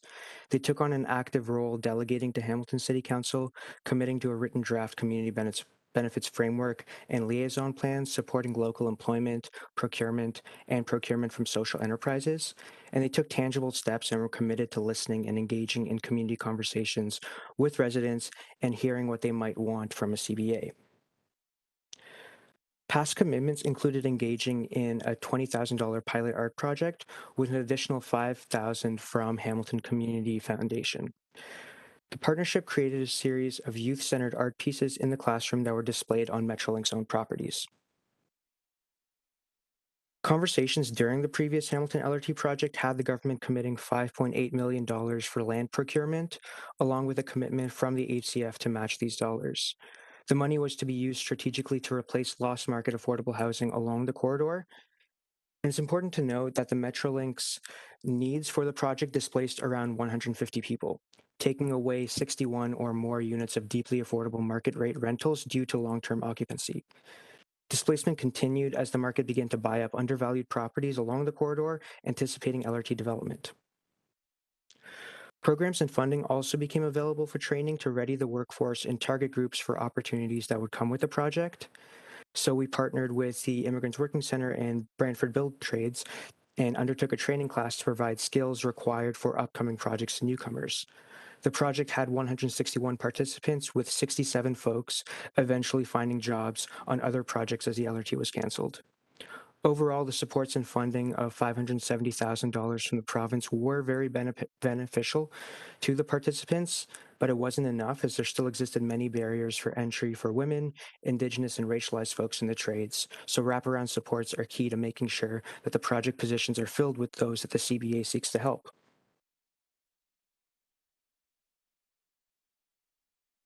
So since the recent approval of the LRT project, engagement with Metrolinx has severely diminished. They're not making efforts to engage with the community and have not provided us with any commitments at all. Now, Metrolinx and Infrastructure Ontario are discussing aspirational agreements without taking any concrete steps towards community benefits. Through a memorandum of understanding, Metrolinx has acknowledged the need for affordable housing and commits to conversation without any mention of the community benefits network. There's also no commitment for affordable housing on Metrolinx-owned land. Although the project has been officially approved for almost a year now, the HCBN has had one meeting with Metrolinx back in November of 2021. Unlike the previous project where the HCBN was treated as a valued partner to the project process, Metrolinx have, as of yet, not met with HCBN since that initial meeting. Given the delays in staffing, it was understandable that there would be some delay.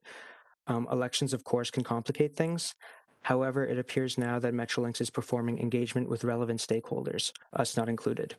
So city staff have also been working on the Community Benefits Committee terms of reference, but as of yet, HCBN has not heard from Metrolinx or met with the new LRT director. As an organization specifically created by labor and community to advocate and work with you on community benefits, this lack of communication is puzzling. So that's my delegation. Thank you for your time. I want to direct any questions to Carl after he does his delegation, but that's the end for me. Thank you so much. Thank you very much. I appreciate your delegation. Are there, and you've advised us to direct our questions to Mr. Andrus. Yes. Okay, thank you. I believe Mr. Andrus is back with us to. Hello, Carl. Hi, can you hear me okay? Yes, you have 5 minutes for your delegation. Thank you for being with us today.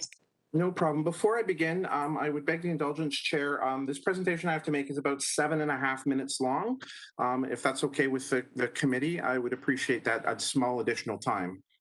I will seek the supportive committee for the extension of your time. Councillor Nan moved, seconded by Councillor Powers. If we can have just visually a thumbs up on that. Thumbs up approval. Thank you. Okay, Mr. Andrus, the permission has been granted. Please proceed. Thank you very much. Good morning. I'm Carl Andrus, the Community Benefits Manager of the Hamilton Community Benefits Network, also known as HCBN. Welcome back, subcommittee. It must be 5 years since I've stood before this committee, and probably the first time I've stood in front of in your capacity on this committee. I would like to take a moment to thank you for hearing my delegation. On your agenda today, you'll find a submission I'm proud to present. It's the result of a partnership with McMaster University and the Just Recovery Coalition. It's the Art of Change course, a new community engagement course offered by McMaster University in the Office of Community Engagement. It aims to connect students with community organizations to work collaboratively on local issues. They've produced a report for you titled Promoting Affordable Housing and Transit-Oriented Development. I hope you've had a chance to review it. I will be speaking to one of the recommendations today. Before I touch on that, also on today's agenda in the staff report, you heard again about the aspirational commitment to affordable housing and community benefits. I understand better than most that there have been delays in getting the office started, and the conversations are happening behind the scenes on these two important topics. So I'm here today to talk about what this committee can do to start to deliver on the promise of the Hamilton LRT and affordable housing and community benefits. It's important to note for this committee that the Hamilton LRT is doing exactly as promised. It's helping fuel a development boom in the city. Cranes are towering across the whole corridor, and building permits have just exceeded $2 billion a year. Planning and steps are underway to transform the LRT corridor, making it a more livable and walkable space supported by a fixed rapid transit line. That is good news. The development is not without a price. The project land acquisition has displaced around 150 people that Metrolinx alone has displaced as part of its needs for those 90 full properties.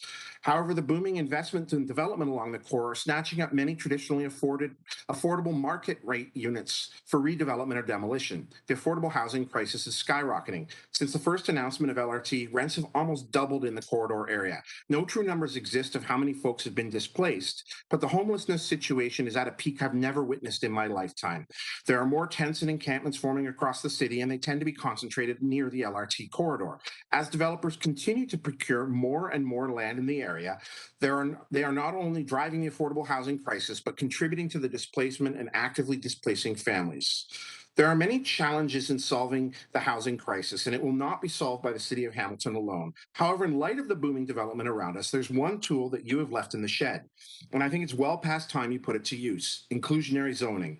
Although changes were made to the regulations back in September 3rd, 2019 under Bill 108, More Homes, More Choices Act, you are empowered to mandate that a percentage of new development around protracted major transit stations, PMTSAs, is affordable. At the time LRT was canceled, you were limited to just 3 GO stations. With the signing of the Memorandum of Understanding, 17 LRT station stops were added. Any development within 800 meters of those areas could be subjected to an inclusionary law.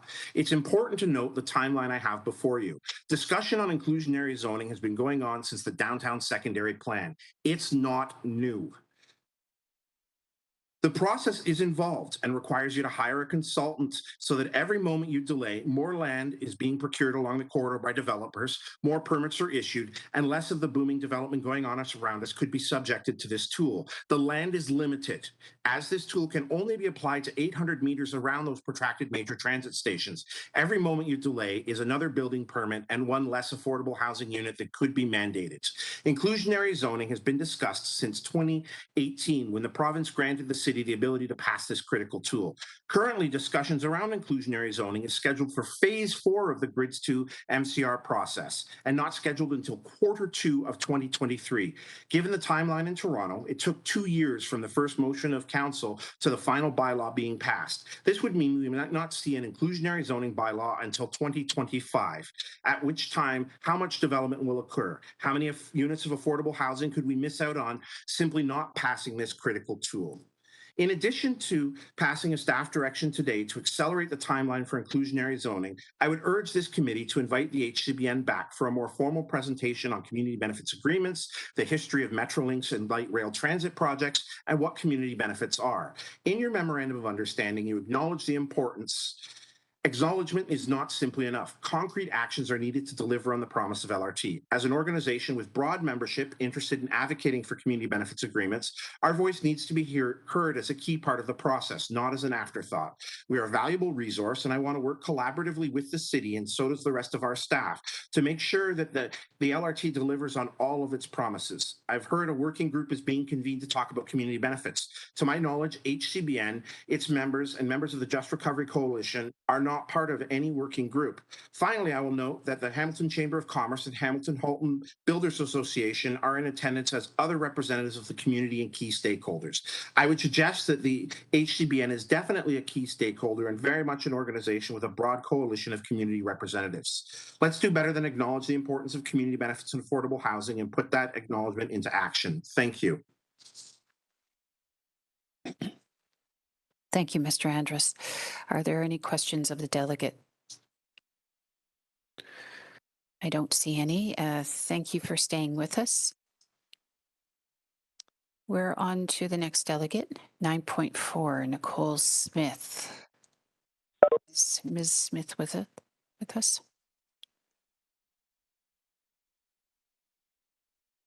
I see a square named Nicole Smith. Ms. Smith, are you with us?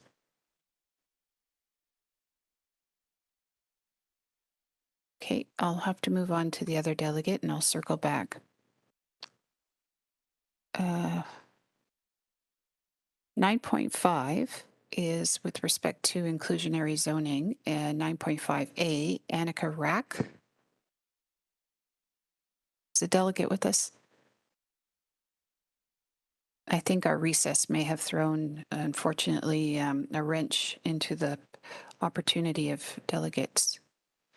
Oh, this is a video presentation. Okay, beg your pardon.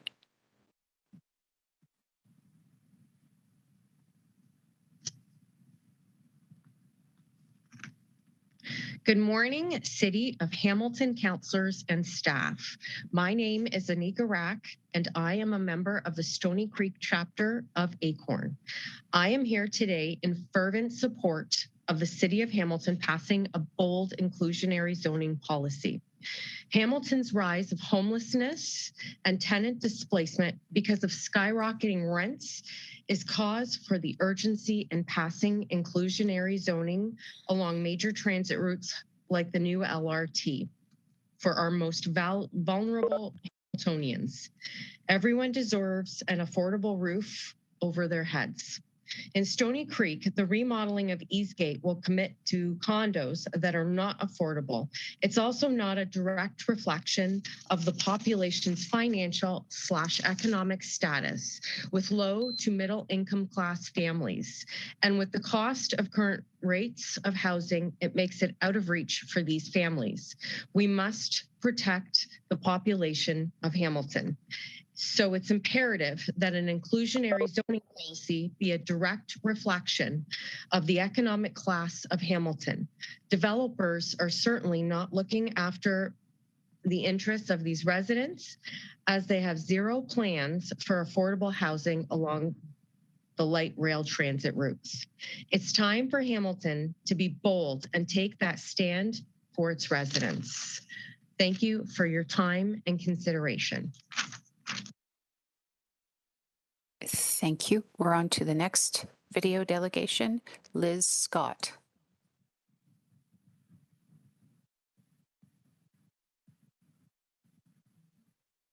Good morning, City Councils and staff, City staff. My name is Liz Scott, and I am a chair of Acorn Stony Creek Chapter. I am delegating today with Acorn and our allies to urge the city to pass a bold inclusionary zoning policy this year. In March, Acorn, Environment Hamilton, and the Hamilton Community Benefits Network hosted an online town hall to hear from community groups on the urgent need for a strong IZ policy from Hamilton. We invite Toronto Acorn and Toronto City Councillor Wong Tam to speak about their experience with passing the first IZ zoning policy in Ontario. Now it's Hamilton's turn. There are many housing issues facing low and moderate income Hamilton tenants. Landlords are neglecting on repairs. Affordable housing is impossible to find. Tenants are getting displaced and landlords are applying for above guideline increase. Exclusionary zoning won't solve everything, but it is an important tool to take action on the crisis. The LRT project needs to benefit the low and moderate income communities along and near the route. For example, Eastgate Mall is expected to be redeveloped to include housing, which is right next to the end of the LRT station. IZ would ensure affordable housing would be in the picture. Acorn is joining our allies today to call on the city to move forward on passing a bold and inclusionary zoning policy for Hamilton. We can't afford to wait till next year. And thank you for listening to my delegation. Thank you to Ms. Smith for that delegation. I understand that we can go back to 9.4. Our delegate is present. We did call out 3 times, but they are present now. Good morning. Good afternoon, rather. Afternoon. Yes. You mentioned before that this meeting has been besieged with technical difficulties. When I clicked unmute and start video, it kicked me out of the meeting. So I spent that time getting back in that you were calling me. Please proceed. I just want to hit the share here. Madam Vice Chair, Councillors Nan, Marula, Powers, Ferguson, and Danko. Thank you for the opportunity to speak today. I'm not going to share it. It just takes too long. It's very exciting that after 5 years, the Light Rail Transit Subcommittee is meeting again. As you know, from the excellent presentations we've had already, Hamiltonians want the B-Line LRT to be operated by our HSR. It has been a long, challenging journey to where we are now in Hamilton with the LRT. I want to thank each and every one of you who has worked very hard to make this happen. There are many reasons why the B-Line LRT should be operated by the HSR. The first is that HSR riders need a full, reliable network. The past 2 years of COVID have meant the challenges the HSR were struggling with up to early 2020 were seriously exacerbated by a situation beyond everyone's control. So, as a result, it's so much more urgent that HSR riders have that reliability. And as you've heard again, the transparency around the service is very important. Keeping costs down instead of having work contracted out is vital, and that local transit be under local control. Again, my thanks for your time. I look forward to seeing what you decide. Thank you for your delegation. Any questions of the delegate or comments? Seeing none, we're going to go back to the video presentation, which would be... Madam Chair, we left off on Marnie Shooter. Thank you so much for your help. Thank you.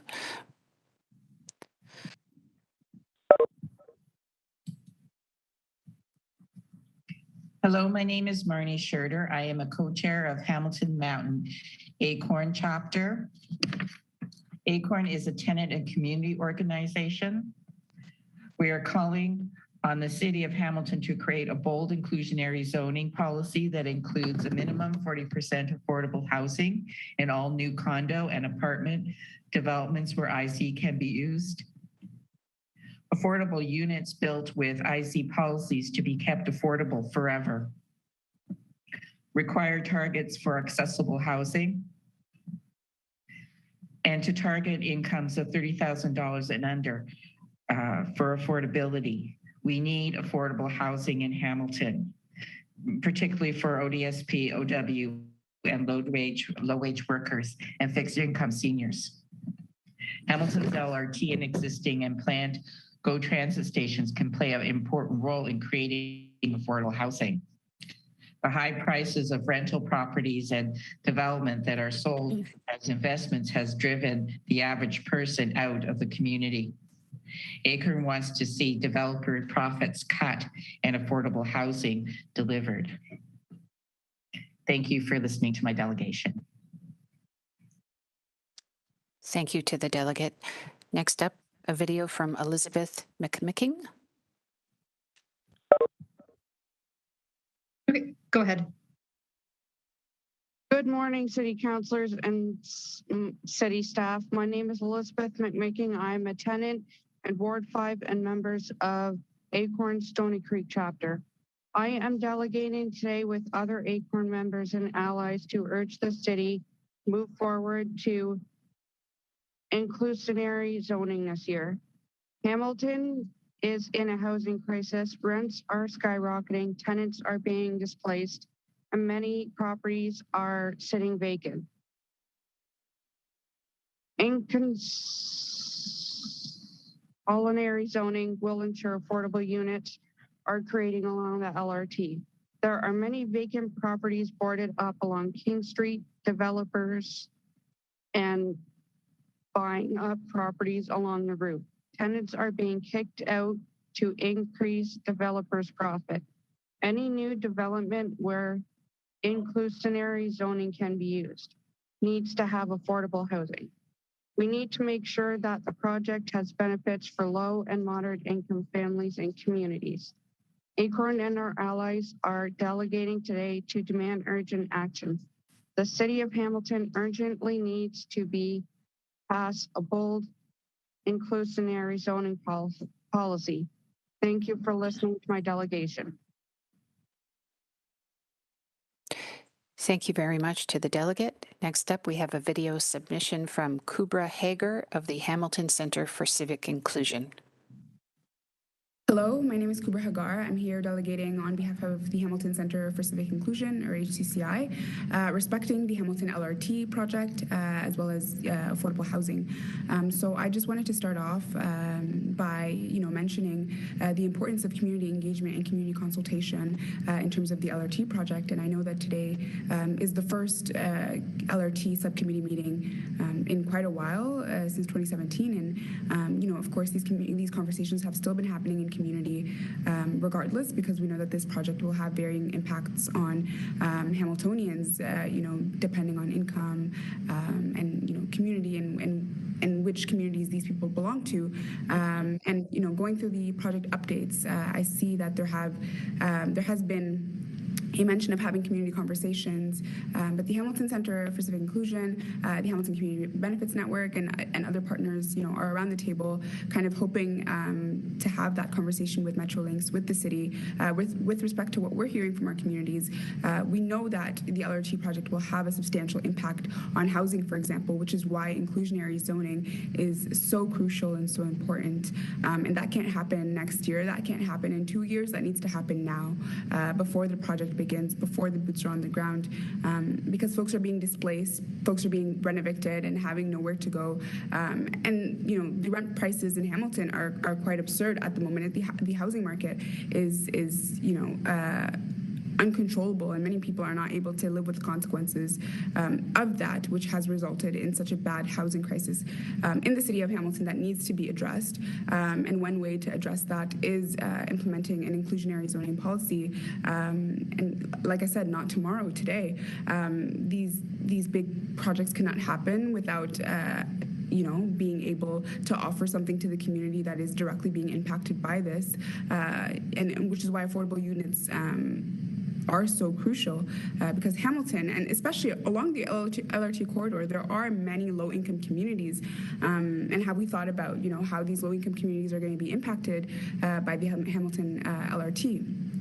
And for example, we've seen in Toronto with the Finch West LRT, there was community benefits implemented in the project. For example, specific targets in employment, which is another priority for HCCI, is seeing those targets in terms of diversity. I'm seeing Black folks hired, Indigenous folks hired from this project as well, because it will be a long one and it will be a project that is going to last a long time. So it is important to reach those employment targets and make sure that those who are constantly underrepresented do have a specific quota or percentage of employment in this project. Like I said, it's crucial that the community be consulted. These conversations are, I guess, happening in silos, but like I mentioned, we have so far been excluded. Metrolinx hasn't come to the table for HCBN, for example, the Hamilton Community Benefits Network, nor with HCCI or other partners that I'm aware of. So prioritizing these conversations is because community benefits agreements for the LRT need to happen. That isn't something that can be left till the last minute, because we've heard a lot from community members, and we know what is needed. We know housing is a big issue that keeps coming up. We know that mobility and accessibility concerns are also frequently coming up. So what is being done to address these concerns, and what is being done to address concerns around the environment, around cycling in Hamilton, what is being done to address these concerns around predominantly issues that are going to be impacting low-income folks and disabled people in the city of Hamilton as well. So I think that is something that needs to be prioritized. Community engagement needs to be prioritized, and that can be done by also addressing these groups that are, directly reaching out to have these conversations as well. So please take that into consideration. I think inclusionary zoning needs to happen right now, and there needs to be some sort of remedy or solution to the current housing crisis, because it's out of control and it's getting really absurd. Thank you. That marks the conclusion of our delegates. I'd like to thank them for their participation today. If I could have a mover and a seconder to receive all of the delegations. Moved by Councillor Dan, seconded by Councillor Danko.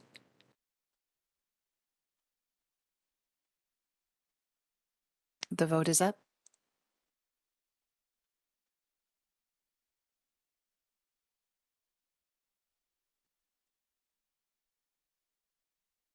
That carries. Madam Chair, that carries. Sorry. Thank you, Carrie. Elsie McIntosh. That carries 4-0. So members, we're a small but mighty group. Councillors Danko, Nan, and Powers, and myself. I don't have any notice of motion on the agenda, but I recognize Councillor Nan. Thank you. And Chair, I did want to clarify we had delegations and they have through their presentations posed some questions. I have questions as a result of them for staff as it relates to two items. One is the makeup of the community benefits working group, and the second is as it relates to inclusionary zoning. So through you, Chair, the appropriate time to ask those questions, and based on those answers, I would like to put forward two notices as a result. Please proceed with your questions. Thank you. So for the first question through you, Chair, to staff, is there anything limiting the City of Hamilton from integrating a community stakeholder into the working group for community benefits? Is GM Thorne? Oh, Director Shake, would you Yeah, like? through the chair. So yeah, we'll be working with Metrolinx to see what the stakeholders can be included. But obviously, these are really important items for discussions. What we understand, Metrolinx is working to create those working group, and we haven't heard back from them, right? So which probably we will receive their input probably sometime in summer. Jason, you wanna add something? GM Thorne? Yeah, so through Madam Chair, I was going to say a similar thing. We can certainly make sure Metrolinx is aware of the desire of the Community Benefits Network to meet with them as soon as possible in terms of what that Community Benefits Protocol will look like. With respect to affordable housing, which I also know came up, and Metrolinx has identified that they want to do a sort of a staff level working group to start to flesh out some of those what some of those options might look like. We can also make sure it's clear that there's sort of a desire to have a public component to that. I do expect that some of that work will be coming back through the LRT subcommittee. And then we also do have the motion that we'll be reporting back to from the last GIC. And I have to confirm whether that would be coming back to GIC or to the LRT subcommittee, but that's related around looking at a real estate strategy along the corridor. So staff have started to do that work. It will take a little bit more time yet, but we will be reporting back to council on that one soon as well. Thank you. Okay, so at this, I guess two follow-up questions then, through you to staff on the fact that the Metrolinx will be starting up conversations around community engagement at some point after the provincial election later in the summer. That is one aspect. The other aspect is the fact that the Hamilton Community Benefits Network has been meeting now since 2016. Number of stakeholders clearly identified during today's delegation. But what is key to me as a counselor is the fact that this is a group of identified goals and targets and outcomes that Hamiltonians have actually developed. And the strength of a community benefits protocol is that which delivers local goals and that which integrates the expressed desires of the community versus a overarching approach that is provincial. And the most successful community benefits agreements work with the local community to ensure that those outcomes are achieved. And my concern is over and over again and repeatedly, we haven't actually convened a community benefits subcommittee in this term of council, even though we had ample opportunity to do so. And as these discussions continue to unfold, I'm really concerned that we're going to have a top-down approach versus one that is co-created as a municipality with our community stakeholders at the table to define the outcomes and, and to honor the work that has already happened, that the stakeholders have taken not only time and resource, but so many residents have engaged in. So if it's appropriate, I would like to provide direction through this subcommittee today that the Hamilton Community Benefits Network be invited to participate in the definition of our community benefits protocol, whether that is serving on that working group explicitly. I'm open to staff's suggestion either way. But if I could, through you, get a response to that, please. Thank you. GM Thorne? So through the chair, I'd start by agreeing that I think any successful community benefits process, is grounded in, what are the most desired benefits in the community that are being sought, aligned with what types of things can be delivered through whatever the nature of the infrastructure project is. So those two really are the two kind of foundational elements of a successful community benefits program. In terms of the direction given. I mean, we'll take the committee's, whatever the will of the committee is, we'll take that direction. I don't know yet whether directing it through a working group, because we don't know enough yet about the actual governance structure or engagement structure that Metrolinx will put in place around a community benefits protocol. So I would suggest maybe not tie it to a specific point of entry or point into the process, but a more general direction in terms of that. And you can certainly direct staff to convey this to Metrolinx, the desire that network and those community leaders be part of the Metrolinx community benefits process, something to that nature. I just wouldn't want it to be too narrowly defined to a working group or a defined committee or something like that, just because we don't know yet enough about how that will be delivered by Metrolinx. Okay. Through you then, Vice Chair, at the appropriate time, I'd be prepared to move that as suggested by General Manager Thorne. My second question around inclusionary zoning. General Manager, is there a possibility for the city to accelerate our inclusionary zoning bylaw development? I know that it's slated now for Q2 2023. We do have our official plan amendment underway. Is there a possibility of accelerating the development of our inclusionary zoning bylaw so that it is concurrent with our official plan amendment versus having one go forward and then the other? Thank you. GM Thorne. So through the chair, so we are actually at planning committee tomorrow, updating planning committee in terms of the municipal comprehensive review, which, as we communicated previously, has several phases to it. And tomorrow really is, if it's adopted by council or by committee, becomes sort of a culmination of the first major phase of work, which is around establishing what that growth strategy for the city is going to be around the no boundary expansion growth scenario. So from that work then flows the next phase of analysis, and inclusionary zoning is part of that. So we have to refine the definition of the major transit station areas. That's work that is fairly well advanced because it was actually started some time ago and was put on pause for a period of time as we were waiting confirmation of the status of the LRT project. So that work is well underway. What will take some time is the work around the housing market analysis that has to accompany an inclusionary zoning framework.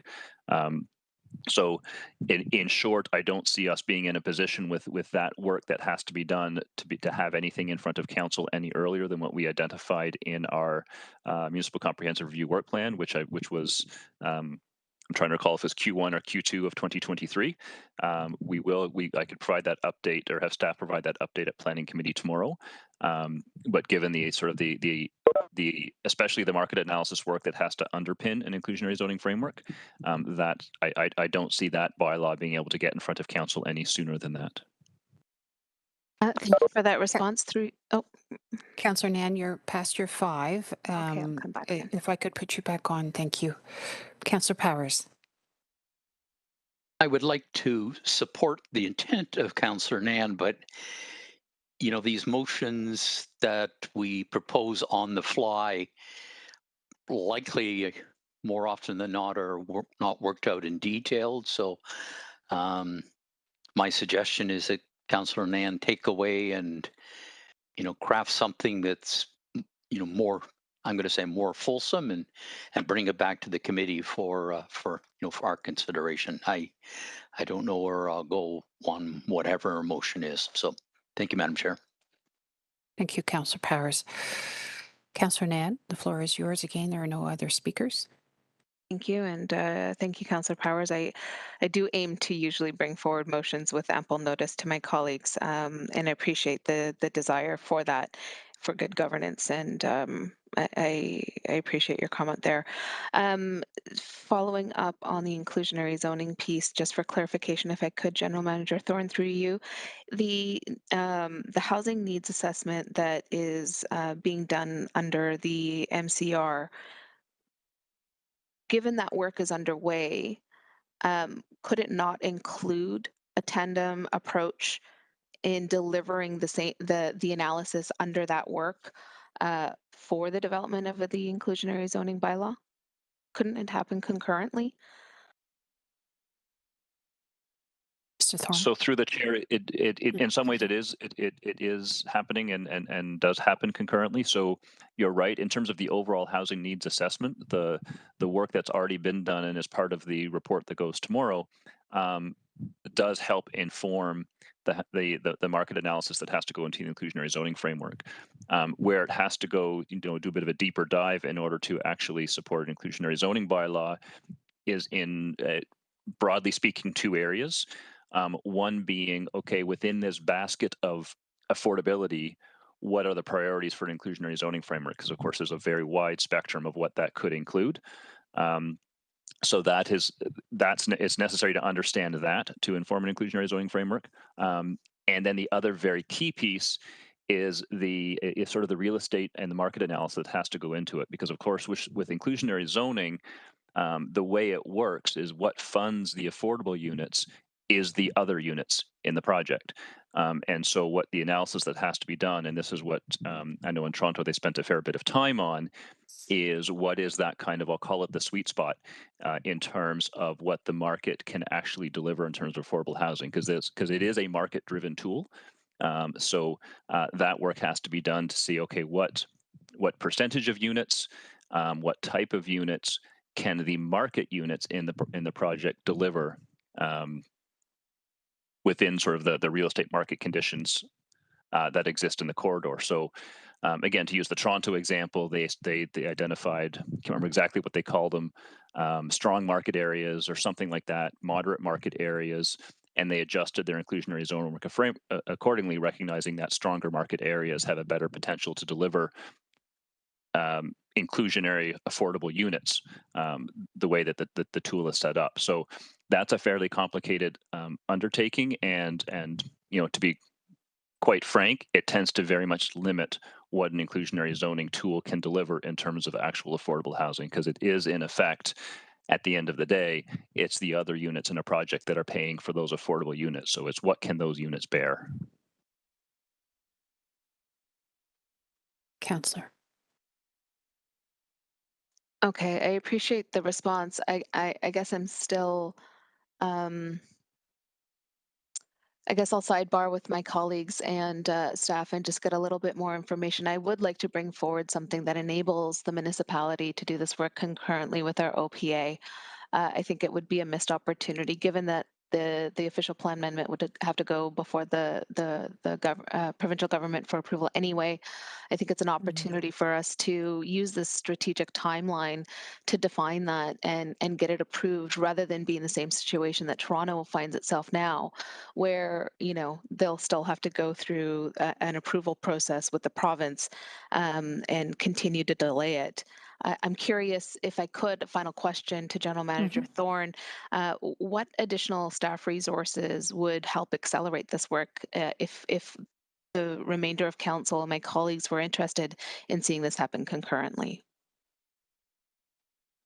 So through the chair, I would probably need to consult with the planning staff in order to give a full answer to that. But again, just to clarify that, the steps are happening relatively concurrently. So the work that is done to get us to the point where we'll be at tomorrow is foundational work to then the next phase of the official plan amendment updates, which will include the inclusionary zoning framework as well as a number of other matters that have to be addressed in the official plan. So so there are pieces moving forward in tandem. I can certainly have that conversation with planning staff in terms of staffing resources, but I would just suggest that having a bylaw in early 2023 is a fairly aggressive timeline, given the nature and amount of work that does have to be completed. Okay, thank you. And to you, Chair, I guess if it's appropriate, the simplicity of the motion that I would seek for committee today would be for staff to meet with the Hamilton Community Benefits Network and identify steps from there. So to have the city staff LRT team meet with the Hamilton Community Benefits Network and go from there. So that's your motion. Thank you. If I could hand over the chair to Councillor Danko, if I could just ask a question. Certainly, go ahead. Thank you so much. Just a backup for me. I do appreciate Councillor Power's comment and caution in the exercise of good governance to have motions in advance. However, I think we all understand the urgency of and the ramifications of our housing crisis, and the need to be prepared in our interface with Metrolinx. I thought I heard Chair Danko, Director Sheikh say they were meeting next in the summer with Metrolinx on the working group. If I could just get a greater clarification on the timing, because my preference, where I'm going with this, is I'm not sure when this next subcommittee meets. So I am worried that we're going to be missing some important windows of both the pronouncement of principles and to provide some direction. Director Sheikh, if I could ask you that. Yeah, through the chair, I just wanted to mention that in terms of community benefit, Metrolinx is planning to bring those information in summer, but in terms of affordable housing, they have not provided any schedule. They are actually working on creating a working group which include federal government, which includes the Ministry of Municipal Affairs and Housing as well. So they are trying to develop that working group, but they have not given us any schedule when they are going to meet, when they are going to have that first discussion with the city staff. Okay, thank you. So for me, it does underscore the importance for us to be clear on our directives and our principles that we'd like to advocate. On the subject of affordable housing, I'd just like the opportunity. I know the discussion has focused on inclusionary zoning, and I'm all on for a giddy up and go on that. But to the general manager, I would like to ask, are there any other tools that could be made available to the municipality to try to offer some mixed income along the corridor as it develops? Thank you. So through the chair, in terms of tools, I did speak earlier to the motion from the last GIC around looking at the possibility of the different property holdings along the corridor, especially ones that are being acquired as part of the LRT project. That is one, I don't know if I'd call it a tool, but I'll call it an opportunity to leverage for affordable housing. And we were directed and we are working at kind of looking at those available opportunities along the corridor. That does, of course, require either funding to acquire the sites or potentially delivery as part of the affordable housing commitment around the LRT project. Outside of that, I mean, inclusionary zoning is the sort of the tool that the province has made available to municipalities to leverage affordable housing out of new development. It is an extremely limited tool in terms of its ability to actually deliver affordable housing, given the kind of parameters and restrictions that exist around it. That said, I think it is still an important tool, but it's just an extremely limited one. In terms of other sort of planning tools and instruments, there aren't really any that exist to make it sort of a requirement of new development. Inclusionary zoning is kind of the, albeit limited, opportunity to be able to do that. Otherwise, I know that there are a number of sort of policies that the city has in place around fee waivers, charge reductions, those sorts of things for any affordable housing projects. That's not just within the LRT corridor, but that happens anywhere in the city. Those, I think, are also very significant and important financial incentives for the delivery of housing. Thank you. I guess my question should have been to the motion. Thank you, Chair. So on Councillor Nan's motion, I am certainly up for having staff meet with the Community Benefits Network. And frankly, on the inclusionary zoning, I would appreciate some sort of action on it sooner rather than later. And I would appreciate knowing what kind of resources need to be put into the corporation to facilitate that. I do think there's urgency to the matter. Thank you. And I'll take over back to chair. Thank you, Councillor Danko. No problem. Councillor Nan, your motion is on the floor. If you could just clarify it for us one more time before we vote on it. Yeah, thank you. So on staff, the direction to staff to meet within the Hamilton Community Benefits Network to identify where in the process moving forward they can participate in the definition of community benefits outcomes to be achieved through the LRT project in Hamilton.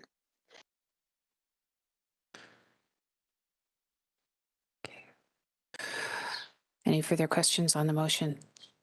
Seeing none, I'll have a vote on that, please. I need a seconder. Councillor Powers, you're seconding? Yes, thank you.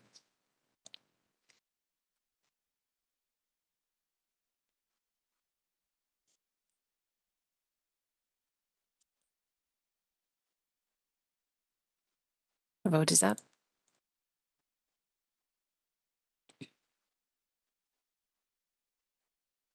Councillor Powers' thumb is up.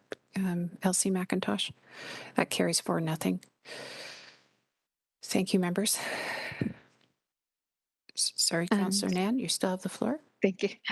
And the second, and I'm open to committee members whether you want to keep this as a notice of motion or if there's desire by this committee today. But I would love to hear if there is the plausibility of staff being directed to identify whether an accelerated timeline for development of an inclusionary zoning bylaw which would be applied to the LRT corridor that includes a definition of a variety of percentage thresholds, that includes a definition of affordable housing, that include the various lengths of affordable terms, as well as the possibility of incentives to provide deeper units, that be identified by staff, as well as any potential resources that would be needed. And whether that notice of motion is most appropriate here or at Planning Committee, I am open to my colleagues' interpretation on that one as well. Thank you, colleagues. Any questions or comments on that motion? I recognize GM Thorne. Sorry, through you, Madam Chair. This is something that is it is part of the Municipal Comprehensive Review timeline that is on the agenda tomorrow at Planning Committee. So as I said, we can provide a bit more of an update there. I would suggest, just because the discussion around inclusionary zoning has typically happened through Planning Committee, and ultimately it is a tool that has to get passed through Planning Committee. Right. I would suggest that's probably the best location for any motions, and also because we've already indicated that the work plan is to deliver inclusionary zoning through the Municipal Comprehensive Review process, and all of that, of course, flows through either Planning Committee for the statutory matters or GIC for the policy matters related to the Grids 2 process. Thank you. Councillor Nan, are you receptive to that direction? I am. Yep. Thank you. Thank you. So you'll hold off on that, and I'm sure there'll be a member to sponsor something along those lines on your behalf. Okay, committee members, any other notices of motion? I don't see any. Thank you. Any other items of general information or business? I don't see any. A mover and a seconder to adjourn. Moved by Councillor Powers and seconded by Councillor Nan. Thank you to Councillors Nan, Councillors Danko, and Councillor Powers for your participation today.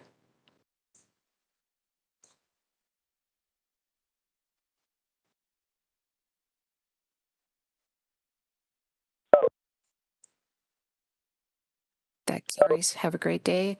Good luck.